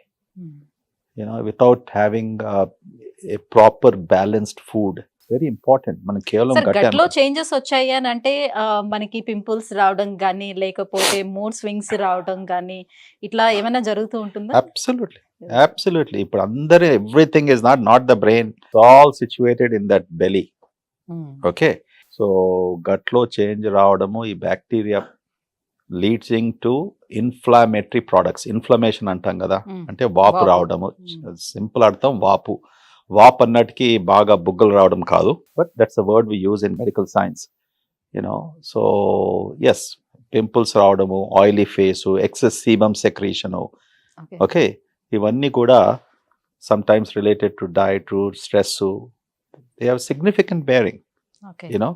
అండ్ కొంతమంది అది మాడిఫై చేయగలుగుతారు. Genetically they are program to have excess sweet, excess sebum, excess sweat. So they need to be careful about, because certain కొన్ని ఫుడ్స్ దాన్ని ఎఫెక్ట్ అయ్యేది, ఇంకా దాన్ని ఎఫెక్ట్ చేసేది ఉంటుంది. అది కొద్దిగా జాగ్రత్త పడుకోవాలి. గట్ ఇస్ సో మన గట్ హెల్త్ ఎలా ఉంది తెలుసుకోవటానికి, మన పేగు ఆరోగ్యం తెలుసుకోవటానికి వచ్చినటువంటి డయాగ్నోసిస్ వీటిల్లో మనకి ఎండోస్కోపీ ప్రధానమైనది. సో ఎండోస్కోపీ చేసుకోవాలంటే చాలా మంది భయపడుతూ ఉంటారు, బికాజ్ ఒక చిన్న కెమెరాని మన నోట్లోంచి పంపిస్తాం. సో ఇది ఎంతమందికి యూజ్ చేస్తారు, సో ఎయిడ్స్ కూడా వచ్చే ఛాన్స్ ఉంటుందేమో అని చాలా మంది భయపడి ఎండోస్కోపీకి వెళ్ళకపోతూ ఉంటారు. సో ఇంట్లో వాస్తవం ఎంత? ఓకే, ఎండోస్కోపీ ఇస్ చాలా సులభమైన ప్రొసీజర్. ఓకే, భయపడేది వాస్తవం. ఓకే, నేను అమెరికాలో అన్ని సంవత్సరాలు ఉన్నప్పటికీ కూడా కొంతమంది పేషెంట్స్, అందరు కాదు, ఎందుకంటే అక్కడ డాక్టర్స్లో బాగా నమ్మకం ఉంటుంది. ఆ దేశంలో డాక్టర్స్లో ఎంత నమ్మకం ఉంది, దాని తర్వాత ఎంత విలువ ఇస్తారో నేను ప్రపంచంలో ఎక్కడ కూడా చూడలేదు, ఈ దేశంలో కూడా చూడలేదు. ఓకే, ఎండాస్కోపీ కొరకు అది నిజమే, కానీ డాక్టరు ఎక్స్ప్లెయిన్ చేసి పేషెంట్ను బాగా కాన్ఫిడెన్స్లో తీసుకొని, అమ్మా అయ్యా, యూనో ఇది మేము మత్తు మంది ఇస్తాం, కేవలం ఒక 15-20 నిమిషాలు అవుతుంది, అస్సలు మీకు తెలియదు. ఓకే, నిజంగా నా డాక్టరు, కొంతమంది ఏడ్ చేస్తారు, ఇది చేయకుంటే యూనో బాగుంటుంది కదా అనేసి, యూనో చేయకుంటే బాగుంటుంది అనేసి, నువ్వు ఒక సూపర్ స్పెషలిస్ట్ దగ్గరికి వచ్చావు, నీకు ఇన్ని రోజుల నుంచి ఈ ప్రాబ్లం అంటున్నావు, ఓకే, నాకు ఇది కనుక్కోవాలి, నీ కడుపులో అల్సర్ ఉందా, లేకుంటే బ్యాక్టీరియా ద్వారా వచ్చే వాపు ఉందా, గ్యాస్ట్రైటిస్ అనేసి, లేకుంటే క్యాన్సర్ కూడా 60 ఏళ్ళ పంది వచ్చేసి నాకు వెయిట్ తగ్గిపోతుంది, ఆకలి లేనప్పటికీ మనం స్టమక్ క్యాన్సర్ గురించి ఆలోచిస్తాం. సో ఇవన్నిటికీ మనకి ఎండాస్కోపీ కావాలి, కేవలం క్యాట్ స్కాన్, అల్ట్రాసౌండ్లో తెలుసుకోలేము లోపల ఏమవుతుందో. సో మనం కన్విన్స్ చేసే స్టైలు, ఆ పేషెంట్ ఎలా మనం ఒప్పించగలుగుతామో అది ఒక ఆర్ట్. మనం అనలేం కదా, అరే కర్లేవు నైతో నై కర్లేతో చలే జావ్. ఓకే, అటువంటి డాక్టర్స్ చాలా మంది ఉన్నారు. ఇదే కూడా వచ్చింది పిచ్చి, వింతో 20 నిమిషాలు పెట్టాలి, నాకంతా అక్కడ 10 మంది పేషెంట్స్, నా డబ్బు తక్కువైపోతుంది కదా. ఓకే, కర్నాయతో కర్లు నేతో చలే జావ్. ఓకే, ఇది వెరీ కామన్లీ అంటారు, కానీ మేము ఇక్కడ అట్లానము, నేను ఎప్పుడు కూడా జీవితంలో చేయలేదు. నా success rate of convincing patients, అసలు కన్విన్స్ కూడా చేసేది అక్కడ 99%. ఒకసారి అంటే డాక్టర్లో కూడా వాళ్ళకు ట్రస్ట్ ఉండాలి, యూనో. కానీ మనం సింపుల్ 1 minute 2 minutes అవుతుంది, ఇది మీద మత్తు మంది చేస్తాం, మళ్ళీ 20 నిమిషాల్లో మీరు బయటకు వచ్చిన తర్వాత మత్తు మందు కంప్లీట్లీ వెళ్ళిపోతుంది. అంటే ముందు ఇచ్చే మత్తు మందు ఎండాస్కోపీ కొరకు 70s, 80s, 90s, 2000లో అప్పుడు మేము ఇచ్చేది వాల్యము, వర్సెడు, ఇవి కొద్దిగా లాంగ్ స్టాండింగ్ అవుతాయి. అంటే ప్రొసీజర్ అయిపోయిన తర్వాత కూడా మేల్క కొద్దిగా లేట్గా రావడము, తర్వాత మెడికేషన్ సిస్టంలో ఉంటుంది. సో దినమంతా కూడా టైర్డ్ కావడము, కొంతమందికి వామిటింగ్ సెన్సేషను. ఇప్పుడు ఇచ్చే మొత్తం అనెస్థెటిక్స్ షార్ట్ యాక్టింగ్ అంటాం, అంటే కేవలం 15-20 minutes వరకే ఉంటుంది, ఇమీడియట్లీ వాష్అవుట్ అయిపోతుంది. సో ఎందుకొరకు దాని సైడ్ ఎఫెక్ట్స్ ఉంటాయి, చాలా సులభం. ప్రాపర్గా అడ్వైస్ చేసినప్పటికీ, ఇప్పుడు కోలన్ క్యాన్సర్ స్క్రీనింగ్ అనేసి 45 సంవత్సరాలు వచ్చినప్పటికీ చేసుకోవాలనేసి మొత్తం ప్రపంచం అంతా కూడా రికమెండేషన్. అది నేను ఇండియాలో కూడా ఇప్పుడు చేస్తున్నారు. నేను హైదరాబాద్లో మొదటిసారిగా చాలా సిస్టమేటిక్గా మా హాస్పిటల్లో కాంటినెంటల్స్లో అది మేము ఎస్టాబ్లిష్ చేసాం. దాంతో 3500 పేషెంట్స్ స్టడీ చేసి కూడా ఇప్పుడు పబ్లిష్ చేస్తున్నాం. ఓకే, ఎంతమందికి ఈ వయసులో అంటే క్యాన్సర్ కంటే ముందు గడ్డలు పుడతాయి పెద్ద పేగులో. ఓకే, ఈ 45 సంవత్సరాలు కట్ ఆఫ్ ఎందుకు తీసుకున్నాము? ఈ వయసు నుంచి ఇవి గడ్డలు పుట్టి 10-15 సంవత్సరాల్లో క్యాన్సర్లో మారుతుంది. అందుకొరకే స్క్రీనింగ్ కొలనాస్కోపీని చేసుకుంటే నీకు ముందు కోలన్ క్యాన్సరు, రెక్టల్ క్యాన్సర్ వచ్చే అవకాశం బాగా తగ్గిపోతుంది. Okay, situation. అంటే సో ఇవి కొంతమందికి ప్రివెంటివ్ క్యాన్సర్ టెస్ట్. కానీ గడ్డలు కూడా చిన్న చిన్నవి వచ్చేటప్పుడు బినైన్ కణితులు, సో మీరు కొలనోస్కోపీ చేసేటప్పుడే దాన్ని నార్మల్గా తీసేస్తాం. తీసేస్తారు ఎస్, కదా. అబ్సల్యూట్లీ. ఇలా వచ్చిన వాళ్ళకి కూడా ఫర్దర్ గా వాళ్ళకి క్యాన్సర్ వచ్చే ఛాన్స్ ఉంటుందా? సో అది మంచి ప్రశ్న అడిగారు. ఇప్పుడు ఇటువంటి ఈ గడ్డలు వచ్చినప్పటికీ ఏం చేస్తామంటే అవి తీసిన తర్వాత బయాప్సీ చూసుకుంటాం. అవి ప్రీ క్యాన్సరస్ గడ్డలను వస్తాయి సుమారుగా 90% ఆఫ్ ది పేషెంట్స్. వచ్చినప్పటికీ నంబర్ ఆఫ్ గడ్డలు పట్టేసి సైజుని పట్టి మళ్ళీ నేను నెక్స్ట్ ఎగ్జామ్ 3 సంవత్సరాలు, 5 సంవత్సరాలు, 7 సంవత్సరాలు అని చెప్తాం. ఏమి లేకున్న వారికి మళ్ళీ నెక్స్ట్ ఎగ్జామ్ 10 ఏళ్ళకు, 10 ఇయర్స్ తర్వాత, యూజువలీ అప్ టు ఏజ్ 75. ఇది గైడ్ లైన్స్ ప్రకారం. సో యా, వచ్చినప్పటికీ మళ్ళీ వచ్చే అవకాశం ఉన్నందు కనుక ఇది కదా ఒక ఆల్గోరిథం. నెక్స్ట్ రికమెండేషన్ ఇప్పుడు బ్రెస్ట్ మ్యామోగ్రామ్స్ ఆడవాళ్ళకి చెప్తాం కదా, ఎవ్రీ ఇయర్ 1 to 2 years చేసుకోమని. ఎందుకు చెప్తాము? ఈ సంవత్సరం లేకపోయినప్పటికీ కూడా మళ్ళీ నెక్స్ట్ ఇయర్ 2 yearsలో వచ్చే అవకాశం ఉంటుంది. ఇటువంటిది అందుకొరకే రెగ్యులర్గా మీరు స్క్రీనింగ్ టెస్ట్ ప్రివెన్షన్ కొరకు చేసుకుంటే ముందుకు మీకు అసలు ఈ క్యాన్సర్ రాదు. ఓకే, ఏమో లక్షలలో యాక్సిడెంట్గా లేకుంటే ఏదైనా మిస్ అయిందో డయాగ్నోసిస్గా అప్పుడు వస్తుందేమో, కానీ ప్రాపర్ ప్రివెన్షన్ స్టెప్స్ తీసుకున్న వారికి you know you won't have this problem. కొంతమంది అనుకుంటారు ఇప్పుడు నా ప్రాబ్లం ఏంది, అమెరికా నుంచి దేశానికి వచ్చేసి కాంటినెంటల్ హాస్పిటల్ పెట్టి ఇవన్నీ ఎస్టాబ్లిష్ చేసి ఒక ప్రాపర్ గైడ్ లైన్స్ చేసినప్పటికీ కొందరు పేషెంట్స్ అనుకుంటారు ఓ ఇది డబ్బుల కొరకు రికమెండ్ చేస్తున్నారు అనేసి. నాకు ఆ బాధ కూడా ఉంటుంది. ఓకే, సో దాని కొరకు యా అందుకక్క నేనేం చెప్తాను పేషెంట్స్కు, ఇది నేను డాక్యుమెంట్ చేస్తున్నాను మీకు చెప్పినాను అనేసి, తర్వాత మీ ఇష్టం, నేను ఎప్పుడు ఫోర్స్ చేయను. ఓకే, చేసినప్పటికీ చాలా మంది అర్థం చేసుకుంటారు, అది కరెక్ట్. అది ఇప్పుడు నా రెస్పాన్సిబిలిటీ యాజ్ ఎ డాక్టర్ చెప్పడం, ఒక అడ్వైస్ ఇవ్వడం, ఫాలో చేసుకోం. వాళ్ళు చెప్పిన పేషెంట్స్ యూనో వాళ్ళ డిరెక్షన్ ప్రకారం వాళ్ళు చూసుకోవాలి. కానీ చాలా మంది ఫాలో చేసుకుంటారు. చేసుకోకుంటే రేపటి దినం 10 ఏళ్ళ తర్వాత 5 ఏళ్ళ తర్వాత వచ్చేసి నేను డాక్టర్ రెడ్డి దగ్గర పోయాను, ఎందుకు చెప్పలేదు ఆయన, అప్పుడు చేసినట్టు ఇప్పుడు క్యాన్సర్ రాకపోతుంది కదా. కరెక్ట్. ఇప్పుడు అమెరికాన్ దేశంలో భయం ఉంటుంది, వాళ్ళు డాక్టర్స్ అంతా డాక్యుమెంట్ చేస్తారు యూనో, లేకుంటే లా సూట్స్ అవుతుంది. మన దేశంలో యూనో డాక్యుమెంటేషన్ చాలా తక్కువ. Of course continental is different. మా దగ్గర అంతా ఎలక్ట్రానిక్ మెడికల్ రికార్డ్స్ ద్వారా డాక్యుమెంట్ చేస్తాం. అందుకొరకు క్లియర్గా నేను రాస్తాను. వాడు 10 ఏళ్ళు కానీ 30 ఏళ్ళు కానీ 40 ఏళ్ళు కానీ వచ్చినప్పుడు నా రికార్డ్ ఉంటుంది, మేము అప్పుడు రికమెండేషన్ చేశాము. So it's a good thing to do. ఎప్పుడు కూడా పేషెంట్ను ఫోర్స్ చేయకూడదు. వాళ్ళకు కొద్దిగా సమయం ఇవ్వాలి. యూ షుడ్ గివ్ దెమ్ కొద్దిగా స్పేస్ ఇవ్వాలి, అర్థం చేసుకోవాలి. భయం అనేది నార్మల్ ఎమోషన్. ఓకే, డాక్టర్లో నీకు టైం ఉండి ఆ పేషెంట్ను భయం తొలగొడటానికి నీకు కన్విన్స్ చేయడానికి నీకు టైం ఉంటే నథింగ్ లైక్ దాట్.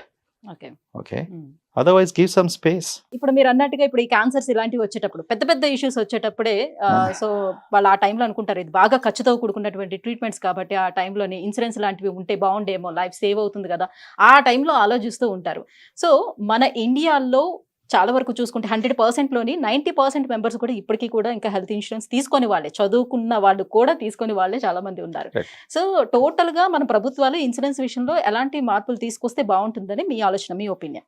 నేను ఈ దేశానికి వచ్చినప్పటి నుంచి అంటే తిరిగి వచ్చినప్పటికి కూడా వచ్చినప్పటి నుంచి ప్రతి ఇంటర్వ్యూలో పేపర్లో ఎన్నోసార్లు ఎక్కడ కూడా నాకు అవకాశం దొరికినప్పుడు మాట్లాడడానికి ఈ మాత్రం చెప్తూ ఉంటాను, ప్లీజ్ టేక్ హెల్త్ ఇన్సూరెన్స్.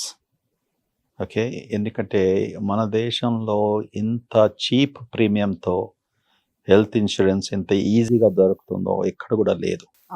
2 లక్షలు 3 లక్షలు 4 లక్షలు ఇన్సూరెన్స్ వరకు 10,000 20,000 ఏదో కడతాం మనం. కానీ ఎంత ప్రొటెక్షన్గా ఉంటుంది. అసలు నీ కొరకని కాదు, నీ ఫ్యామిలీ మెంబర్స్కు. మనకు రేపు ఏం వస్తుందో మనకేం తెలియదు. ఓకే, అకస్మాత్తుగా రోడ్ యాక్సిడెంటే కావచ్చు, స్ట్రోకే కావచ్చు, యూనో. అండ్ అంత డబ్బు అంత ఇట్ మే నాట్ బి చాలామందికి సంవత్సరానికి 6 లక్షలు 10 లక్షలు 12 లక్షలు సంపాదించినప్పటికీ అది కామన్ దిస్ థింగ్. ఇవాళ రేపు it is not a big deal to earn 4-5 lakhs 20,000-30,000 40,000 rupees a month. Yes, ఆర్గనైజేషన్లో పనిచేసినప్పటికీ చాలా మటుకు ఇప్పుడు మేము మా ఎంప్లాయీస్కు హెల్త్ ఇన్సూరెన్స్ ప్రొవైడ్ చేస్తాం.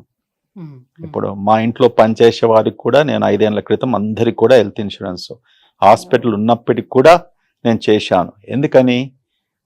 లిసన్, హాస్పిటల్ ఉంది కరెక్టే, కానీ హెల్త్ ఇన్సూరెన్స్ నేను ఇంత కడుతున్నాను. కేవలం నీ ఒక్కరికొరకు కాదు కదా, మీ పిల్లలు ఉన్నారు, వీళ్ళందరూ ఉన్నారు, రేపు దినేమైనా అయినప్పటికీ మీకు ప్రొటెక్షన్ ఉంటుంది. అది ఎంత ఖర్చు నాకు? It's not a big deal. So మీ పాడ్కాస్ట్ ద్వారా మరి ఒకసారి అందరితో ప్రజలకు చెప్పే విషయం ఏంటంటే హెల్త్ ఇన్సూరెన్స్ తీసుకోండి. ఓకే, ఇది ఎప్పుడు మీకు అక్కరపడుతుందో తెలియదు. ఎవరి మీద డిపెండ్ అయ్యే హెల్త్ ఇన్సూరెన్స్ ఇస్ మస్ట్ అని గవర్నమెంట్ ఏమైనా ఒక ఇది తీసుకొస్తే బాగుంటుంది అని రైట్. ఇప్పుడు అంటే మన దగ్గర ఏ ప్రాబ్లం ఉందంటే, ప్రాబ్లం అని కాదు, ఇప్పుడు గవర్నమెంట్ ఇన్సూరెన్స్ ఉంది. ఓకే, ఇప్పుడు మన దగ్గర ఆరోగ్యశ్రీ ఉంది, సెంట్రల్ గవర్నమెంట్ ఇన్సూరెన్స్ ఉంది. మన దగ్గర తెలంగాణ స్టేట్లో అది మనం తీసుకోలేదు. ఓకే, అండ్ ఉన్నప్పటికీ గవర్నమెంట్ ఏముంటుంది, ఇప్పుడు నీ కేటగిరీ నీ ఈ పే స్కేల్లో ఉన్నప్పటికీ మేము ఉన్నాం కదా, మీకు ఇస్తాం. కానీ ప్రజల ప్రాబ్లం ఏంది, నేను పబ్లిక్ హాస్పిటల్స్కి పోతే నన్ను ఎవరు పట్టించుకోరు, ఎవరు చూసారు, మేము ప్రైవేట్ హాస్పిటల్కి రావాలి. ఇక్కడికి వచ్చినప్పటికీ ఏం చేస్తారు, వచ్చిన రోజుల నుంచే మాకు డిస్కౌంట్, లేకుంటే కొంతమంది ప్రెషర్స్, లేకుంటే ఎమ్మెల్యేతోనో మినిస్టర్తోనో ఎస్పీతోనో ఈ ఫోన్లు చేయడము, ఇదంతా కూడా మాకు కూడా this is not a free enterprise. Correct? మేము మీకు ఇది ఒక ప్లాట్ఫామ్ కలిగించాం ఫర్ ప్రాపర్ డయాగ్నోసిస్, మీ హెల్త్ కేర్ ప్రాపర్గా ట్రీట్ చేయడానికి. కానీ మేము చేస్తూ డాక్టర్స్కు శాలరీస్ ఇవ్వాలి, నర్సెస్కు శాలరీస్ ఇవ్వాలి, ట్యాక్సులు కట్టాలి, ఇవన్నీ కూడా ఖర్చులు ఉంటాయి కదా. ఎక్కడి నుంచి తీసుకొచ్చేది, ఎంతమందికి ఇస్తాం డిస్కౌంట్స్? సో అందుకొరకే మీకు ఇన్సూరెన్స్ కేపబిలిటీ ఉంది కదా, తీసుకుంటే ఏమవుతుంది, ఒక సంవత్సరంలో 10 సార్లు బయటికి పోయి భోంచేస్తే ఒక సుమారుగా 10,000 ఖర్చు అవుతుంది. రావు, అది రాదు. ఎందుకంటే ఇది హెల్త్ డాక్టర్ దగ్గరికి వచ్చినప్పుడు హాస్పిటల్స్కి వచ్చి ఫ్రీగా ఇవ్వాలి, సో డిస్కౌంట్స్ ఇవ్వాలి.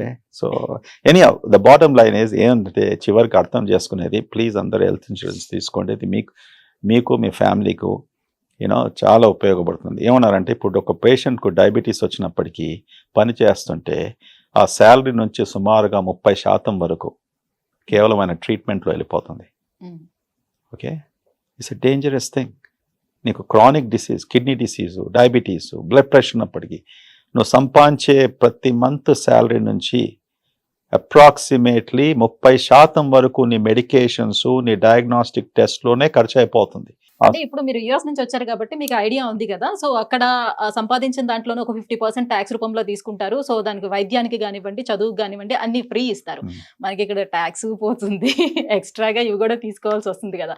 సో ఇలాంటి వాటిల్లో కూడా మార్పులు వస్తే బాగుంటుందేమో అని ఆలోచిస్తున్నారు అందరూ. అక్కడ ఫ్రీగా ఎవరు ఇస్తున్నారమ్మా? సో మెడికల్ ఫ్రీ ఉంటుంది అండ్ ఎడ్యుకేషన్ ఫ్రీ ఉంటుంది పిల్లలకి అని చెప్పి అంటుంటారు. No free.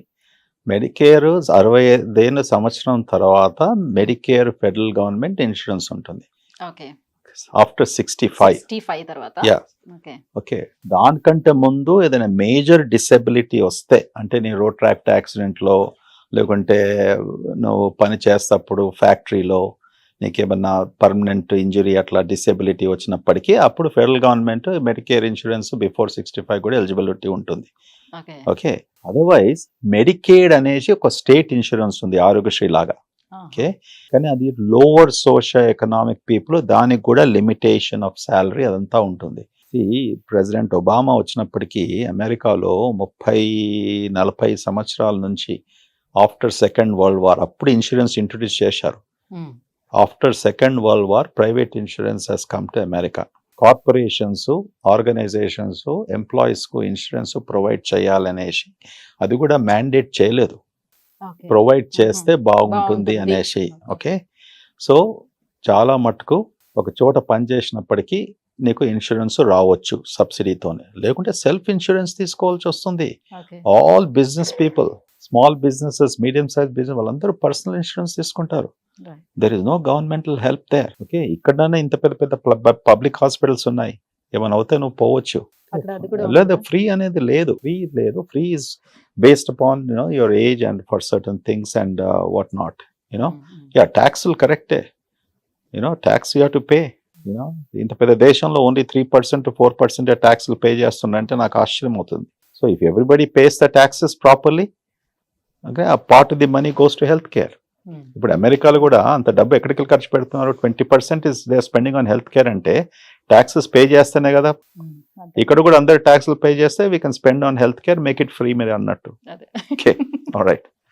Thank you sir, thank you so much. చాలా టైంని స్పెండ్ చేశారు మా కోసం. Thank you so much. So podcast చేస్తున్నంతసేపు కూడా నేను చాలా ఎంజాయ్ చేశాను. ఇప్పుడు నేను ఇంటికి వెళ్ళి చూడాలి, అవన్లో ఉందా ఫుడ్, ఫ్రిడ్జ్లో ఉందా, లేకుంటే కొత్త చేసుకుంటాను.